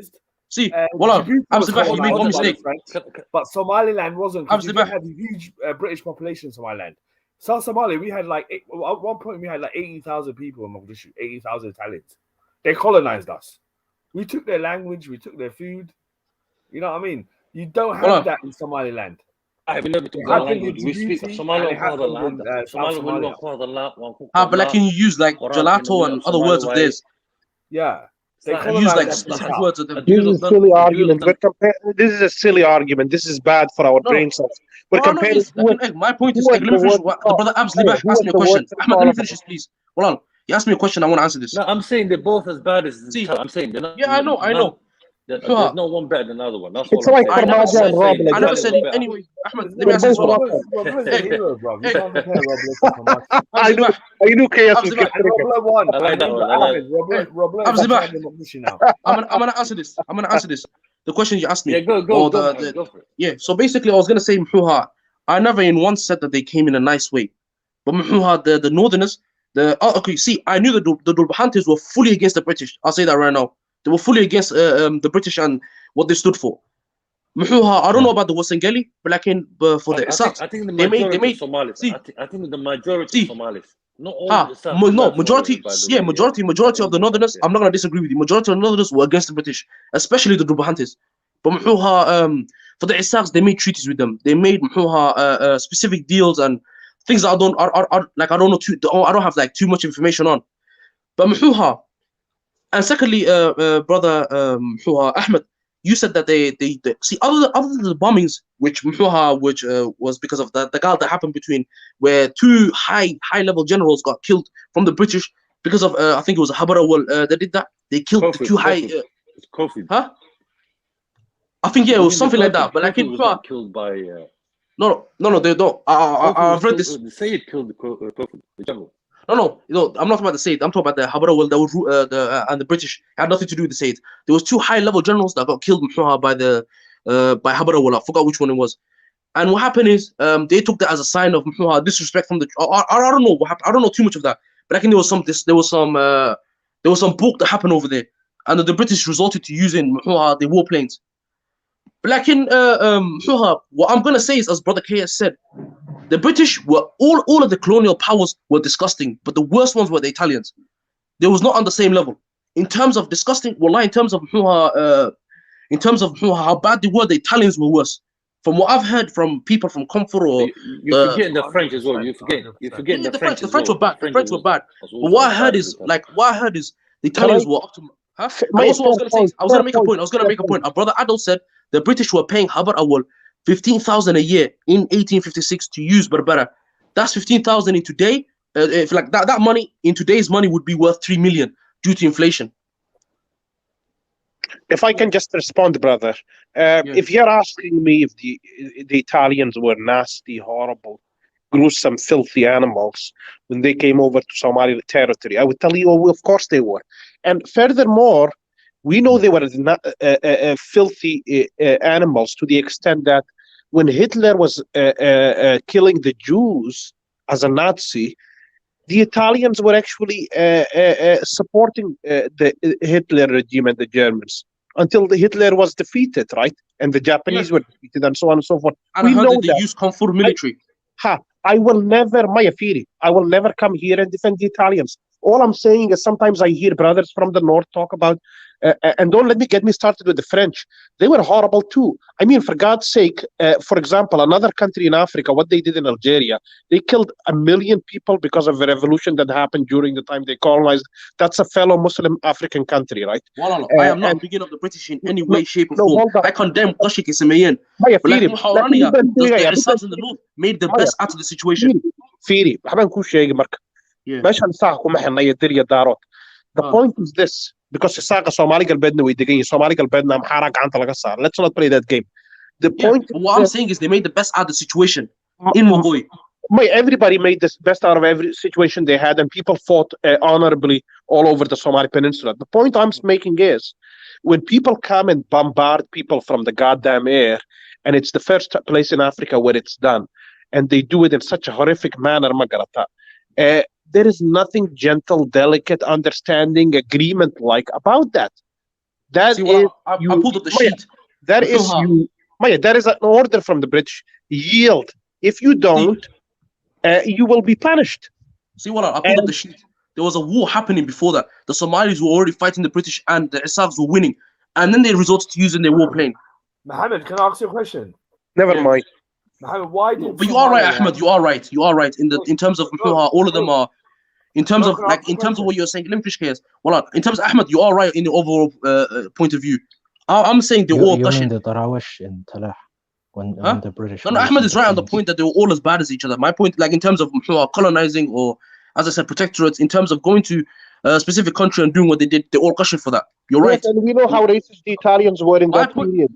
We know how racist they were. My point is, they were supporting Hitler for God's sake, massacring the. They were supporting Hitler massacring the Jews. Let's just move on, yeah, because we're getting in this topic for a bit. But, you know, Somaliland, they gained independence before Italian Somalia. Yeah, because we fought hard. We told them 24 hours, Pakistan. We told the British you have 24 hours to get off Somaliland soil. I think there was going to be a Dagal. Okay, why did you guys come to Mogadishu and unify? Why did you not? Because we believed in Somali Nimo. We believed in Somali Nimo. We believed in the idea so much that we wanted all of Somali unity. So how long were you guys independent for?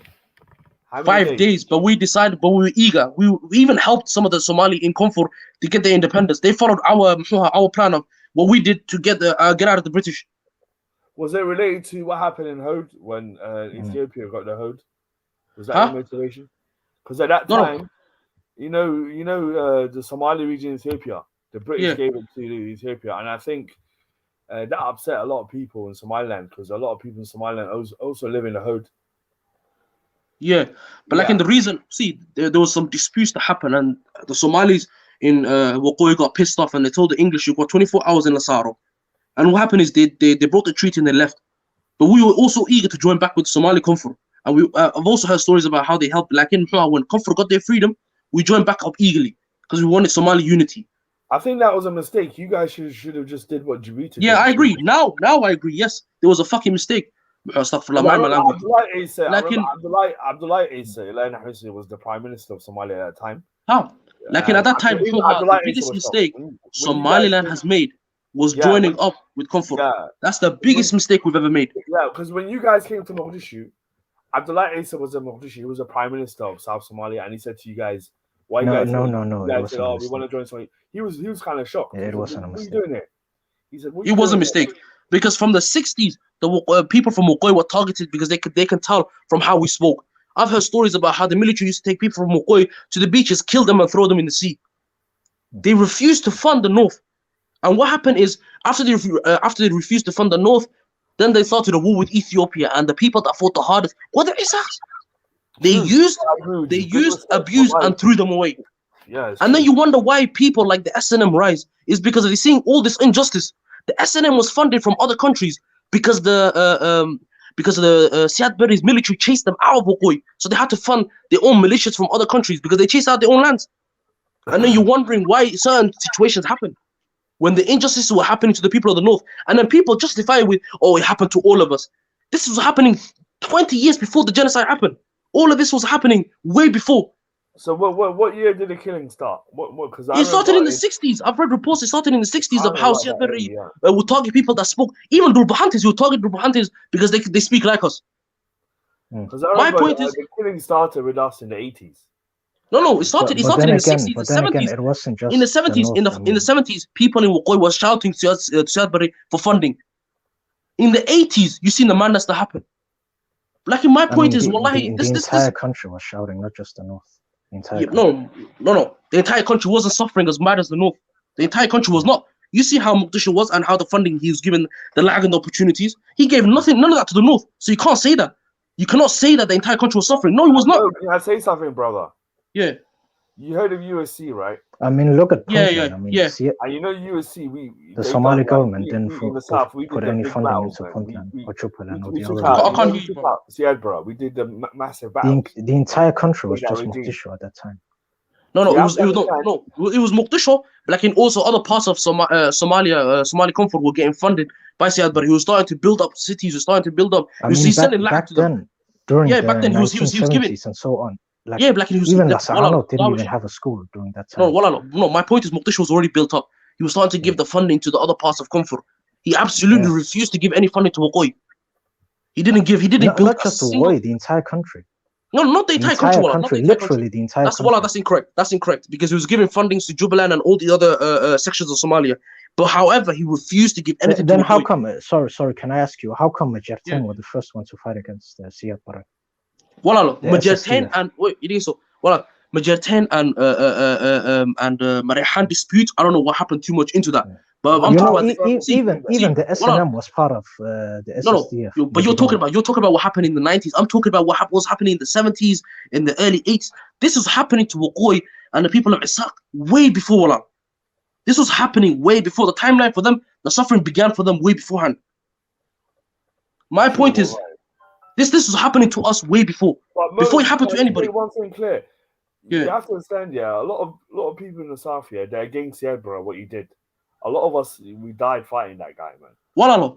After in the 70s and in the 80s, because of the tyranny, people from Waqooyi were going to Yemen, they were going to Habashida, they were going to different places because they could not stay in Waqooyi because it was happening. And it's crazy. This was happening to us way before. And then they wonder why we don't want to join back up.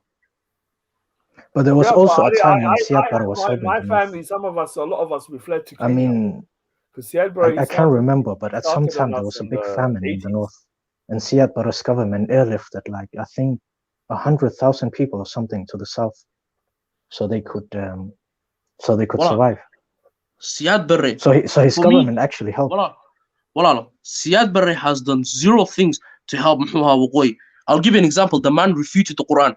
He refuted the Quran. True. He refuted the Quran. He refuted the meaning of the Quran. Subhanallah.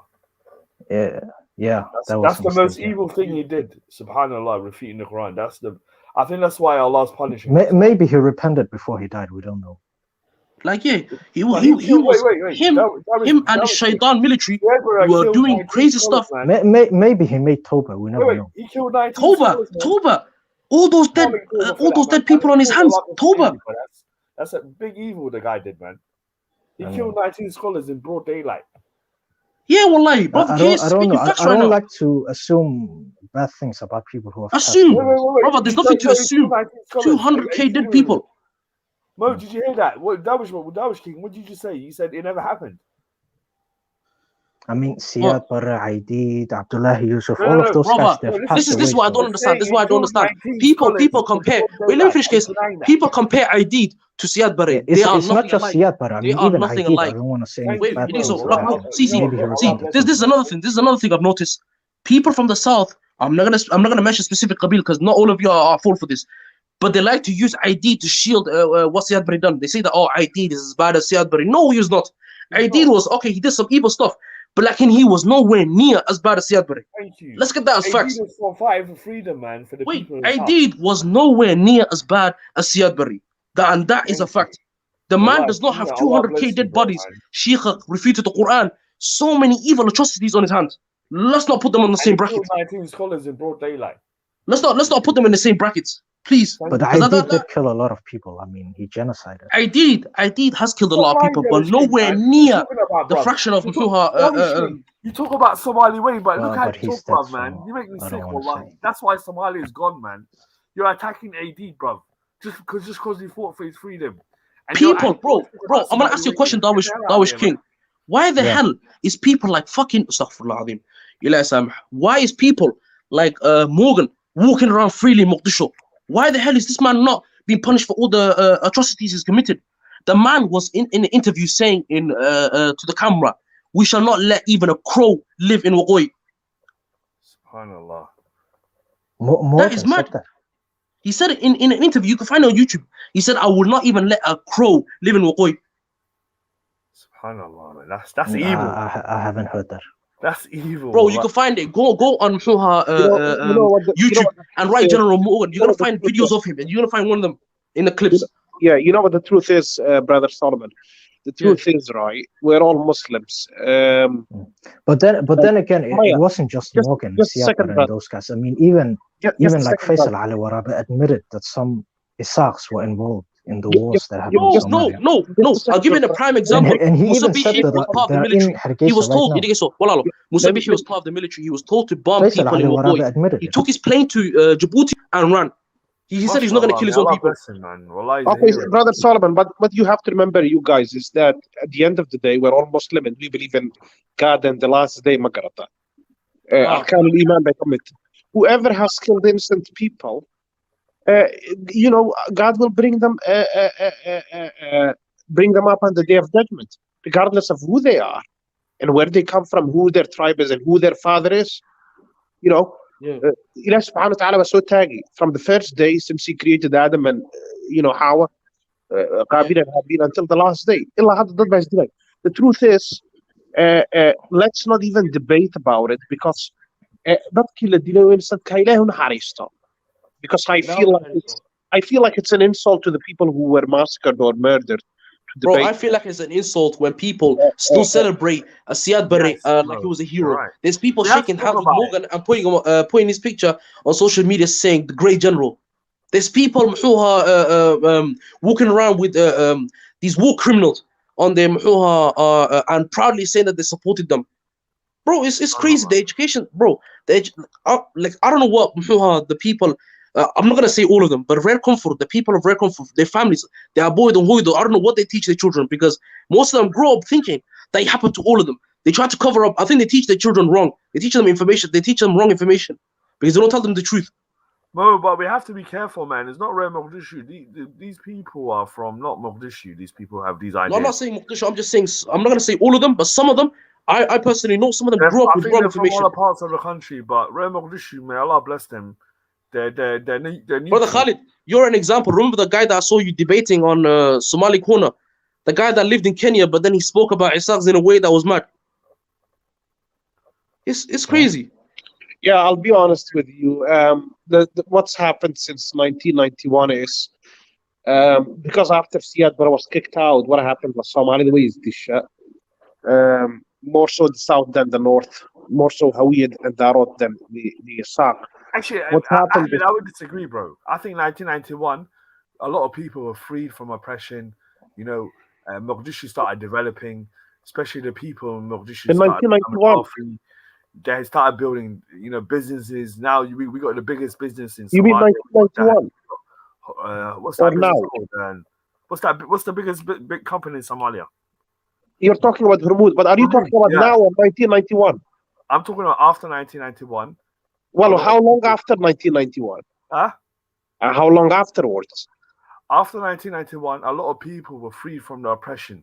Yes, but what happened? What happened during that time?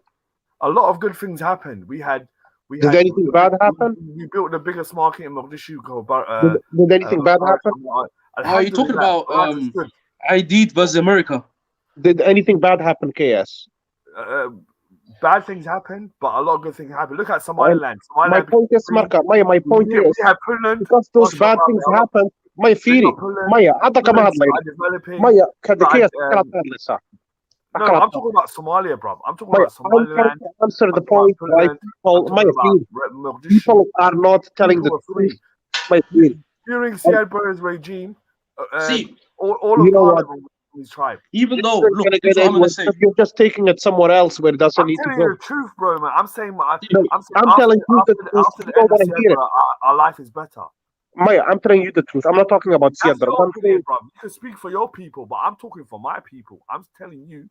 I wasn't talking about my people. I was saying my theory. You keep talking about people. I know what you mean. I'm not talking for you. Got your perspective. I got my perspective. That's what you mean. I'm talking about Listen to me. My background. Listen to me. Let me finish my point. My point was to address the brother Solomon's point.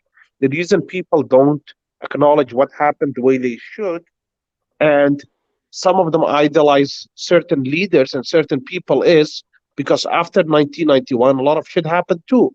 And a good thing happened after 1991. Are you going to let me finish, KS, or are you just going to keep doing I'm listening, bro, but a lot of good things happened. You can say that after my point. And so after all that shit happened, a lot of people, as a defensive mechanism, just backed into their own corners. And whether somebody from their clan did good or bad, they didn't really give a shit.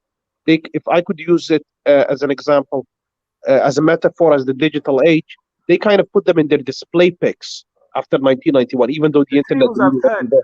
Why is that? They've not been educated. They've not been educated on the massacres. They haven't been educated, and it's because everybody split into tribes and into corners. Ahmed, when Siad Barre was ruling, you had it good. But after how can you call yourself a Muslim and support Siad Barre? How can you call yourself a Muslim and have a picture on him on your wallpapers or on your social media pictures?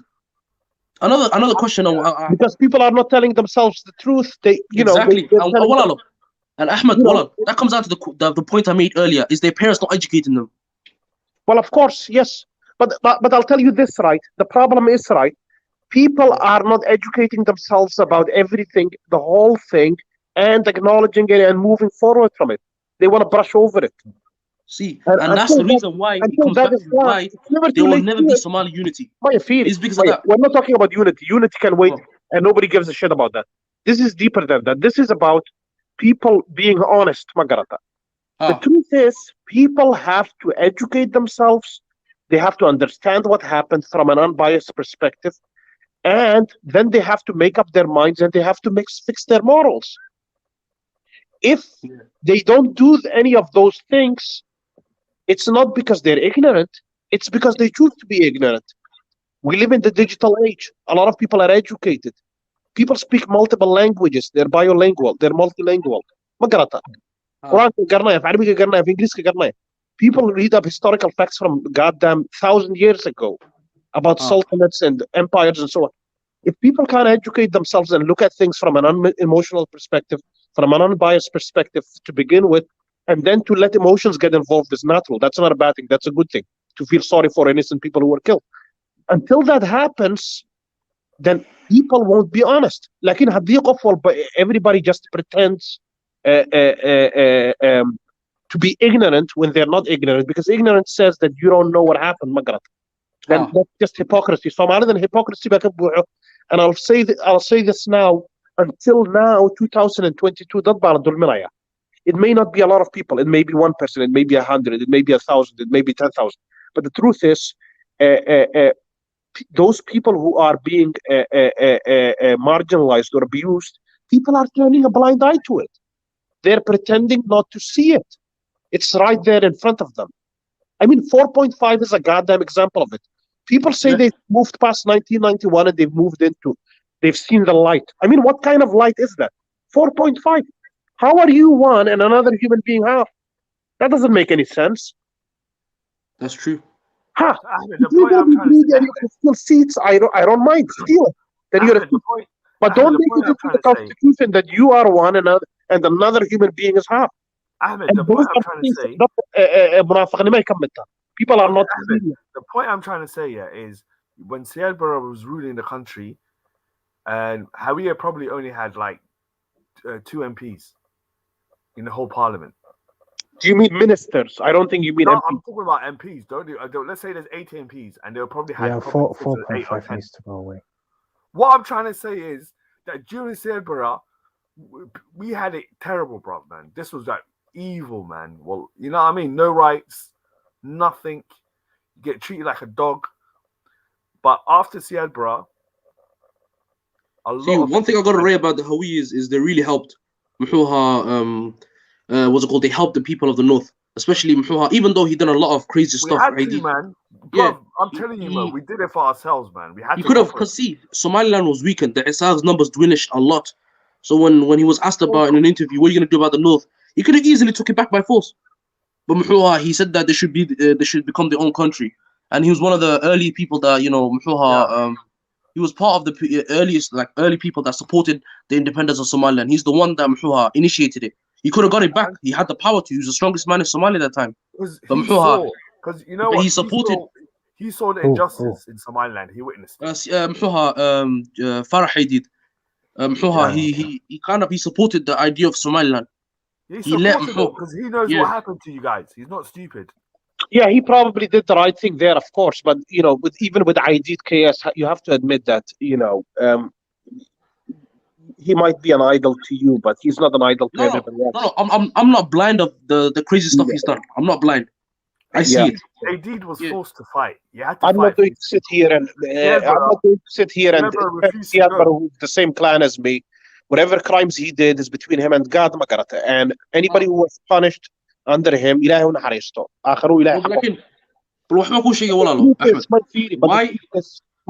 But I do have to emphasize this.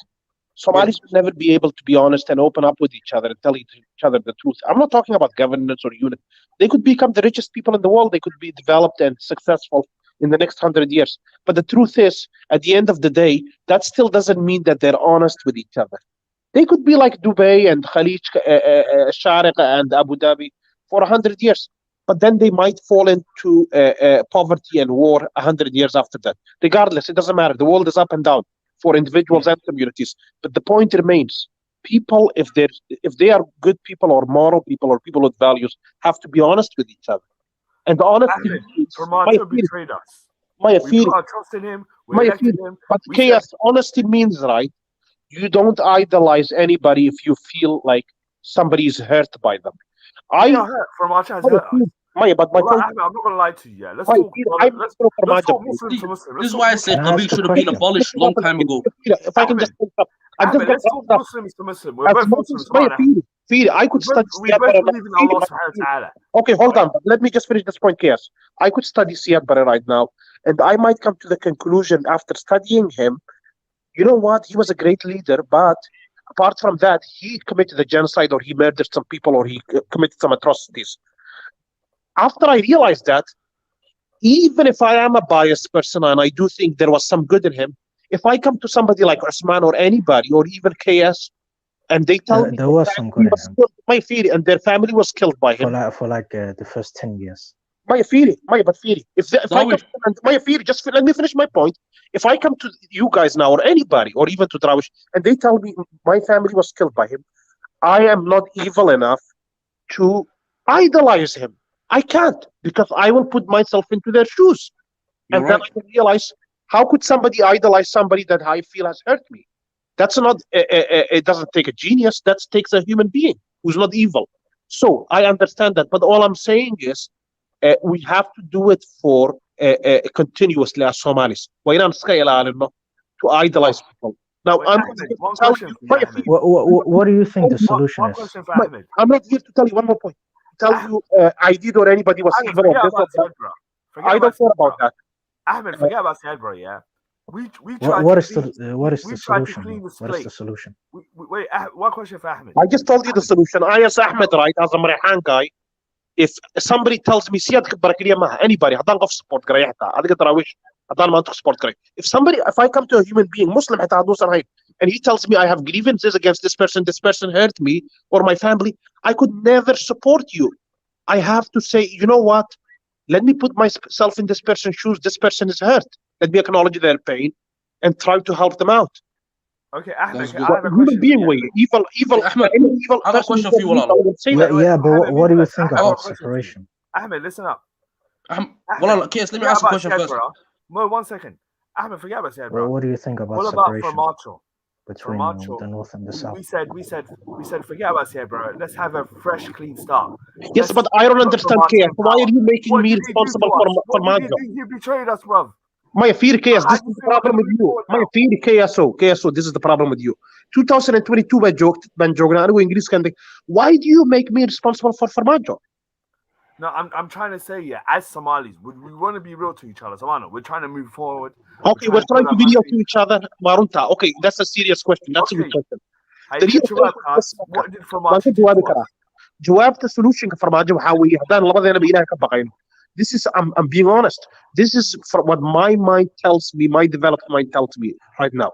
My mind tells me a lot of people use Qabil to get power and money, and a lot of people in our country are ignorant and they get used, and a lot of young guys get killed and die for tribalist old men who don't even care about their tribes. They just use them about what Farmajo. Let me ask a question, because the point is people are talking about Farmajo right now. Farmajo all the time.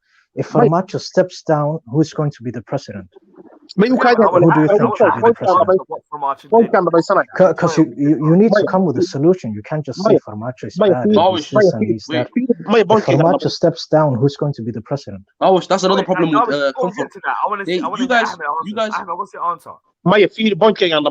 KS, if you it's a problem for Somalians who have to be real. KS, if you honestly and sincerely feel that hurt by Farmajo and he has hurt your family,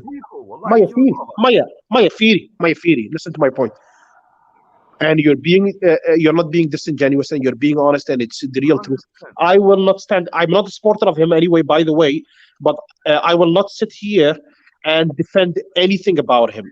Because if you're telling me this is exactly how I feel and this is what happened to me, then fair enough. The solution is to get rid of him. Who has the most power to get rid of him? I'm not talking about with guns. By getting rid of his credibility, by removing his legitimacy. You know who it is? You know who it is? You know who it is, KS? It's Hawiya elders, it's Hawiya politicians, it's Hawiya businessmen, and it's Hawiya influential people without shooting a gun. But they're not doing it because they're disunited. They're seeing their own interests. That's the truth. Or Ahmed Madobe and Denny are more related to me than they are to you. If we're being why does not my point is this. stop this. My theory. You get it, Ahmed Madobe and Deni are more related to me than they are to you. And if we're being tribalist, it's easier for me, if I was a tribalist, to submit to them than to a Hawiya leader, right? But the point is that they are anti-Farmacha, right? Why does not Farmacha's own tribe say to Farmacha, please Farmacha, stop what you're doing. You're causing a lot of trouble. And hella talk to these people. Good question. Do you want the truth? Do you want the truth? The real reason is there's two main reasons I can give you. One is the reason which you already know. Somalis are ignorant, the majority of them. They're ignorant people. They have no foresight. They don't see in the future. They don't see in the distance. They don't care if somebody helps them or not. If somebody is more related to them, then they take their side. That's one reason. But the second reason is because a lot of these people, like a lot of other Somalis, have hate in their hearts and are anti something else. They are more anti Ahmed Madobe and Kenya than they are any president who sits in Villa Somalia. So those are the two main reasons. One is because they're ignorant and tribalistic and stupid, and the second one is because they hate Ahmed Madobe more than they hate anybody in Villa Somalia. They hate Ahmed Madobe more than they hate Hassan Sheikh. They hate Ahmed Madobe more than they hate Sheikh Sharif, and they will hate Ahmed Madobe more than they hate any Hawiya guy who comes and sits in Hamar, even Abdurrahman Abd Shakur, believe it or not. That's the truth. So that's why they're biased. That's the truth. If you don't believe it, you can do your research. So Ahmed, I'll ask you a question. Would you say that it's better for the Somali people if Qabil altogether was abolished? Yeah, but you can't ask me something which is impossible. Yeah, but like, would it be better? That's hypothetically. I'm not saying that it's possible, but I'm just saying hypothetically. Would it be better for the Somali people if Qabil altogether was abolished? Of course, it would be better. Are Somalis not normal, civilized human beings? Are they not civilized? No, I live in Greece. I know. They're crazy. No, but they're civilized, right? They follow the rules. Like I'm talking about in terms of like were civilized. If Qabil had Sanjir line, of course they would be civilized. They would be civilized. They would solve all the issues in court, and nobody would kind of feel the need to take sides against people. And they, but obviously that's not even a question. That's just like fairy tale. I was in a maqahi not a while ago where this I was at work where this me and this other man were talking to each other, and he told me there was two people in a maqahi fighting over Qabil. Literally two men. They're about to have a fist fight because of Qabil. They're talking about it. That's what I'm saying. If Qabil altogether was abolished, Somalia would be better than Dubai right now. If Qabil was abolished. No, I disagree. It's not about Qabil. It's about why not? It's about trust and sincerity. It's about being truthful. No. I don't think it's got to do with Qabil. Qabil is not the problem. The problem it has to do with religion. Somalis need to come. They need to come back to their religion. And See, I'm gonna ask a question. I'm gonna ask a question from Mr. SMS.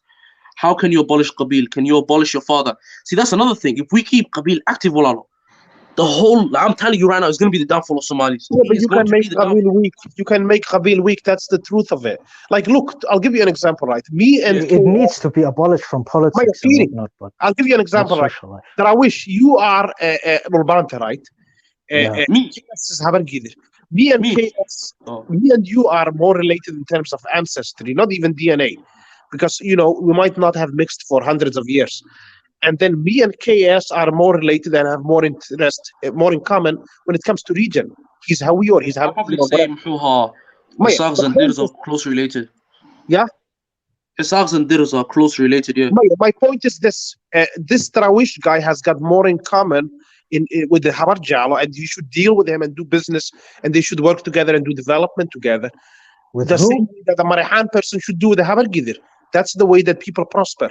That is one way of diminishing Qabil if people are smart. I've got more in common with who? I didn't hear you. Sorry. See, that's the problem. The person in the north has got more in common with a Habar Jalo or a Garhajis person. Yeah. The same way a Marihan person has got more in common with a Habar Gidir.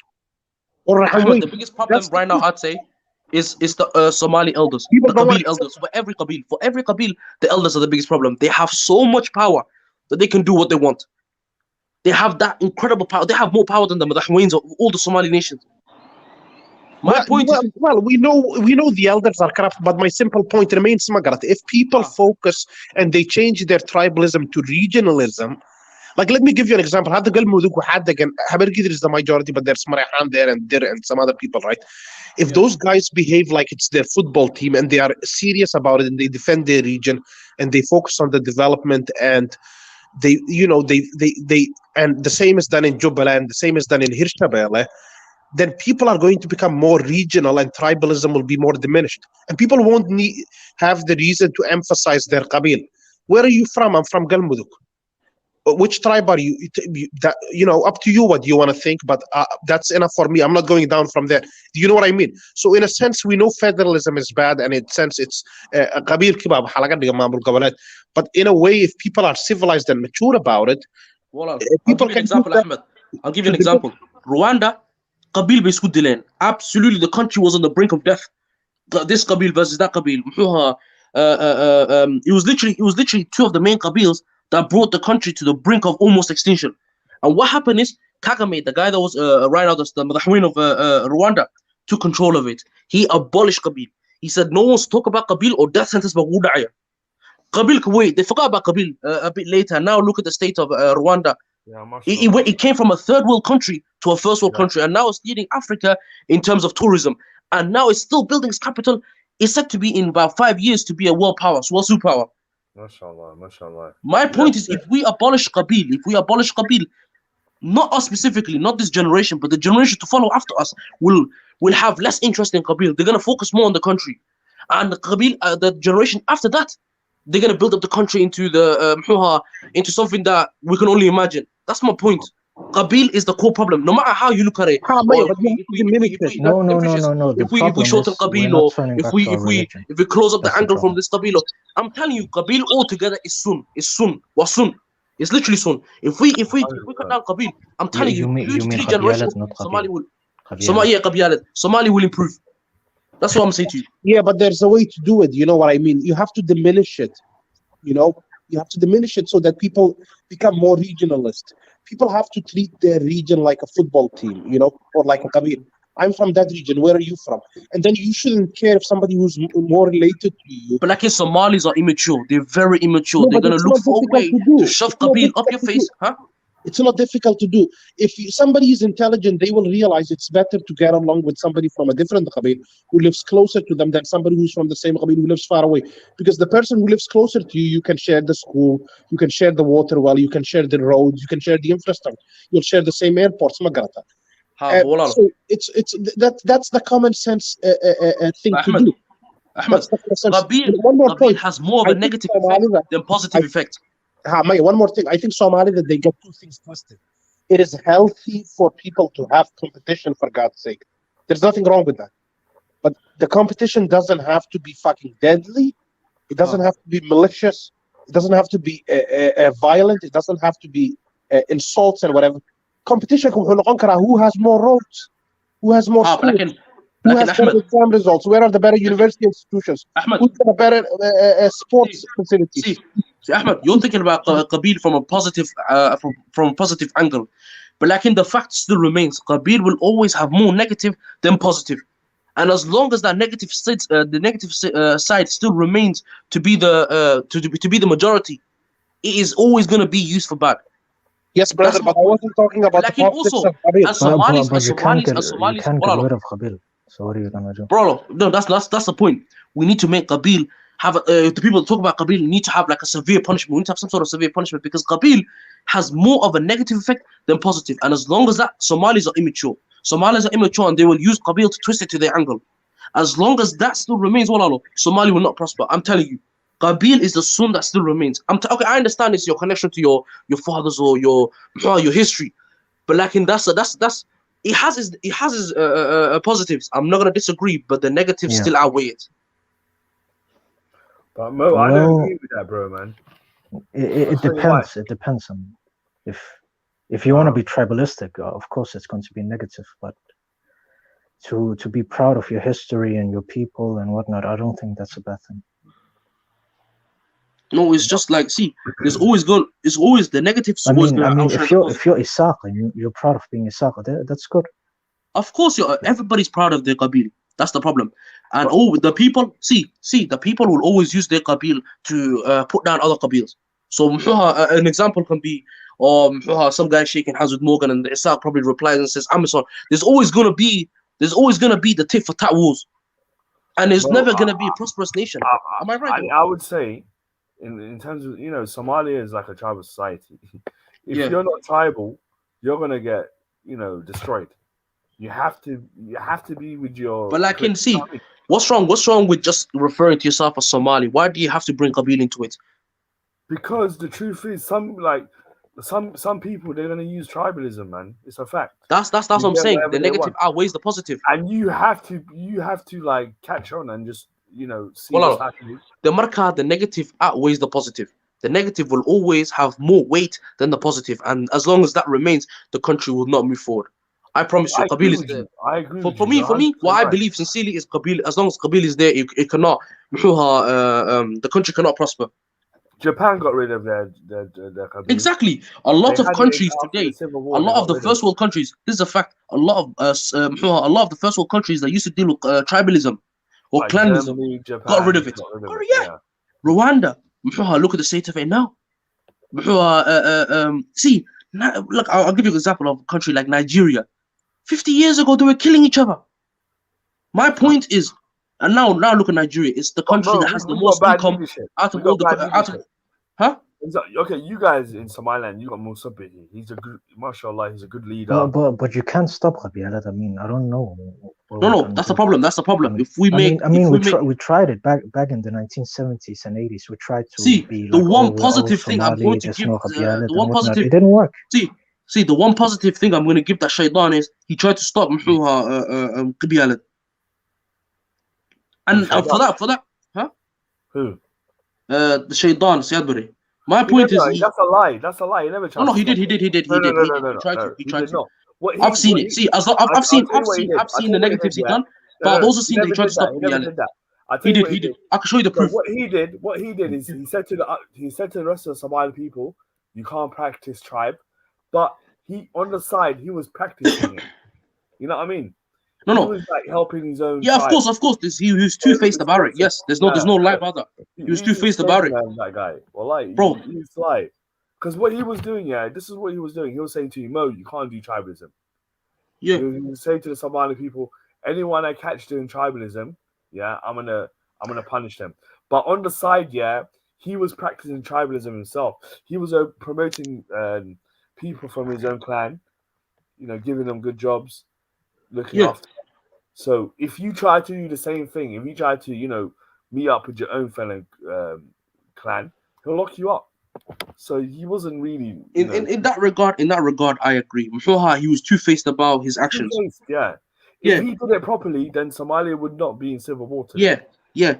But that's the problem. He took over coup style, and then he did. Like, my point is, for today's world, I'm telling you, it will take 1 to 2 generations for Somalia to be fixed if Qabil's gone. I don't think so. Look at what happened in Mogadishu. Mogadishu, they were. You know what the solution is to. Mogadishu, they're welcome from Archo.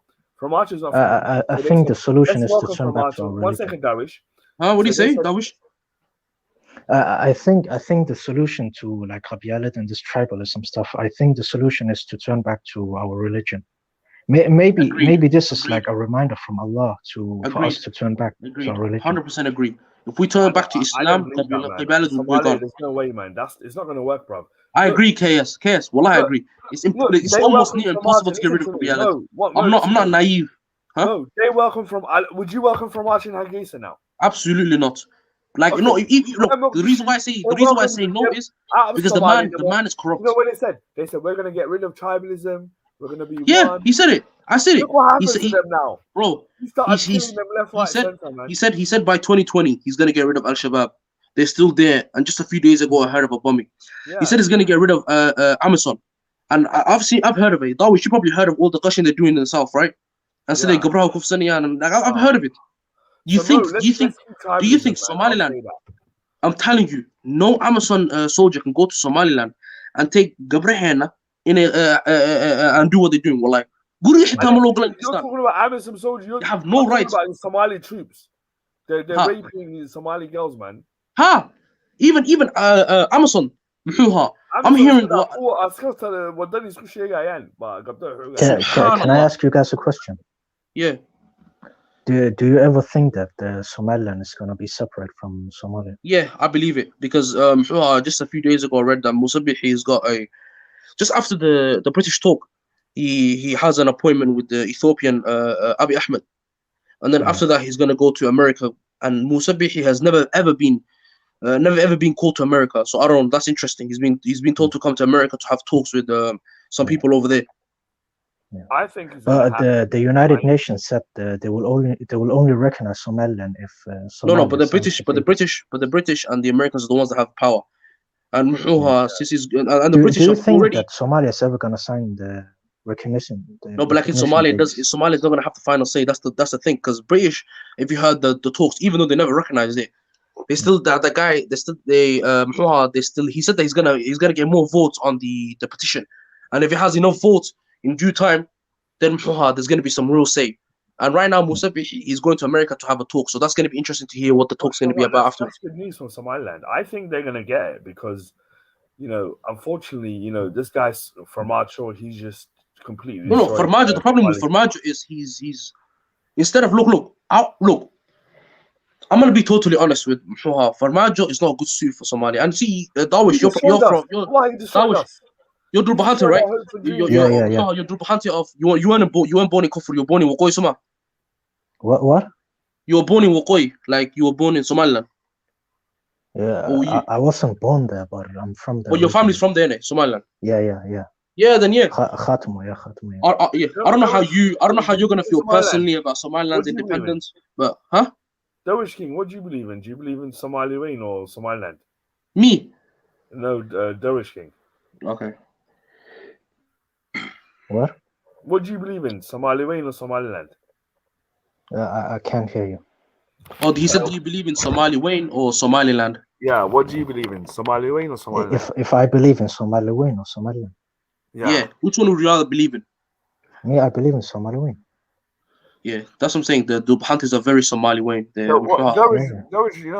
mean, that's what my ancestors fought for, so I want to continue the dream. I'm from Mogadishu, and I think. But before that happens, there needs to be a lot of reparations. There needs to be reparations before it happens. I'm gonna give props to the Dubhantis. Wallahi, they never waver in terms of Somali Nimo. They're crazy, man. They need to wake up, man. There's no Somali. There needs to be reparations. Mogadishu had enough of it. Well, I'm from Mogadishu. All of the, what happened in the 1990s and whatnot, it needs to be put to bed. The war criminals and stuff, they need to be caught and put to justice. I don't think that's gonna happen though.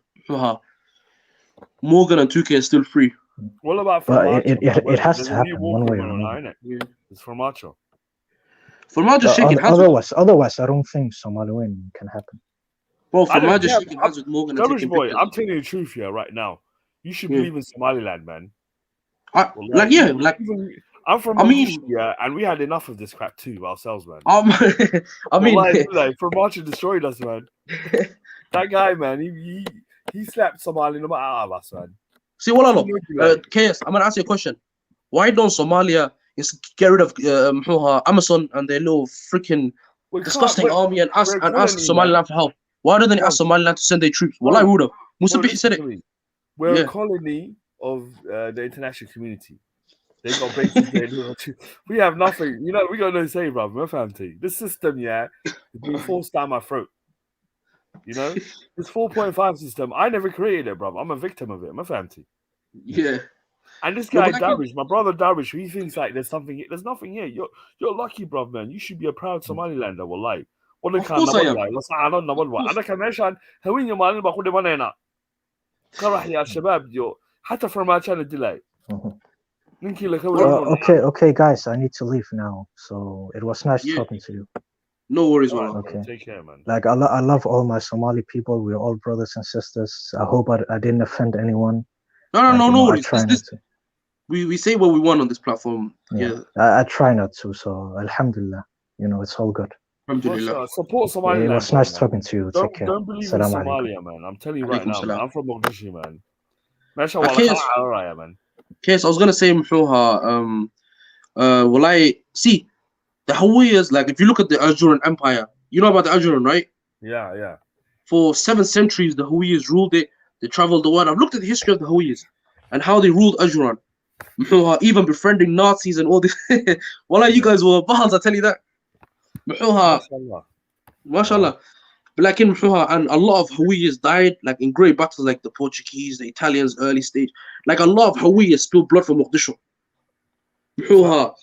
Like what I don't understand is this little commotion right now between Habir Gidir and the other Hawiya Qabila. I forgot the name. Which ones? It was Habir Gidir versus what's the name? I forgot. What was it called? Yeah, no, it was 2 Hawiya clans. I forgot the name. Name me some of the Qabils. I'll tell you which one it was. Abgal. Yeah, Habir Gidir and Abgal. What? There's a lot of tension between them. No, there's no tension. That's nonsense. Oh, wa alaikum assalam, Sister Salma. What happened for Machaba and Sukai Dirai? For Machaba wants us to kill each other, man. Yeah, well, so like, you know, he's not a healthy leader. He's not a healthy leader. He's not a healthy leader. He's evil. Like, I know we welcomed him. وحديد إن كان وحنا نوقع ونايا. Like he حاسد boy. أخلي ماله. All he wants to do is just to kill us, man. That's it. It's like he wants revenge for what happened in 1991. You know, when we got rid of Siedbra. He's just trying to. He said, revenge. See, this is what I would say. There needs to be a referendum in I don't know, in Mogadishu, and they need to get rid of the 4.5 system and give people their voting rights and let people vote who they want. There needs to be some sort of freedom. What they the whole country is run by Al-Shabaab, man. You can't do no voting system. There's no security for that, man. This guy wasted 5 years. Under those 5 years, Al-Shabaab have become even stronger, man. They have. That's the sad thing. So, Ninkan, dadku isku diray xaalatan qabyaaladii baa soo laabatay dadka dhawaysnaceen. See, right now, in terms of like, Somalia altogether, Somaliland has the strongest Somali military. You could ask Somaliland for help, but out of pride, they're not. Somaliland for help because we're a colony of the international community. They've got Amisom there. They control us. We're not free. Okay, so the African Union and that.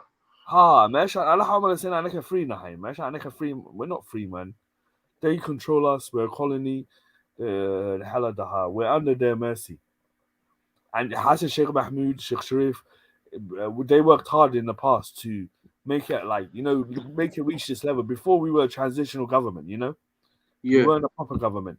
But alhamdulillah, by 2017, we became a proper government. Like in Askan from Macha we don't know.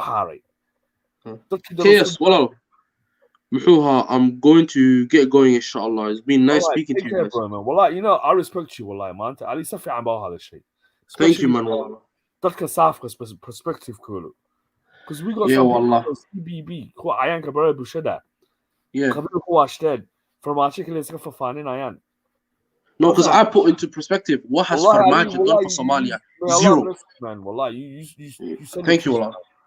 Thank you. And I respect you for that, and I appreciate. And you, Allah. Thank you, Allah. I think that's why Somaliland is going to be an independent country. Well, with people inshallah, like you, I pray. Definitely, man. With people like you, as long as you speak the truth, yeah, and as long as you don't try to harm other people, Allah will be on your side, man, and you'll be victorious. Alhamdulillah. Ha wallah. Thank you. Take care. Alaikum salam.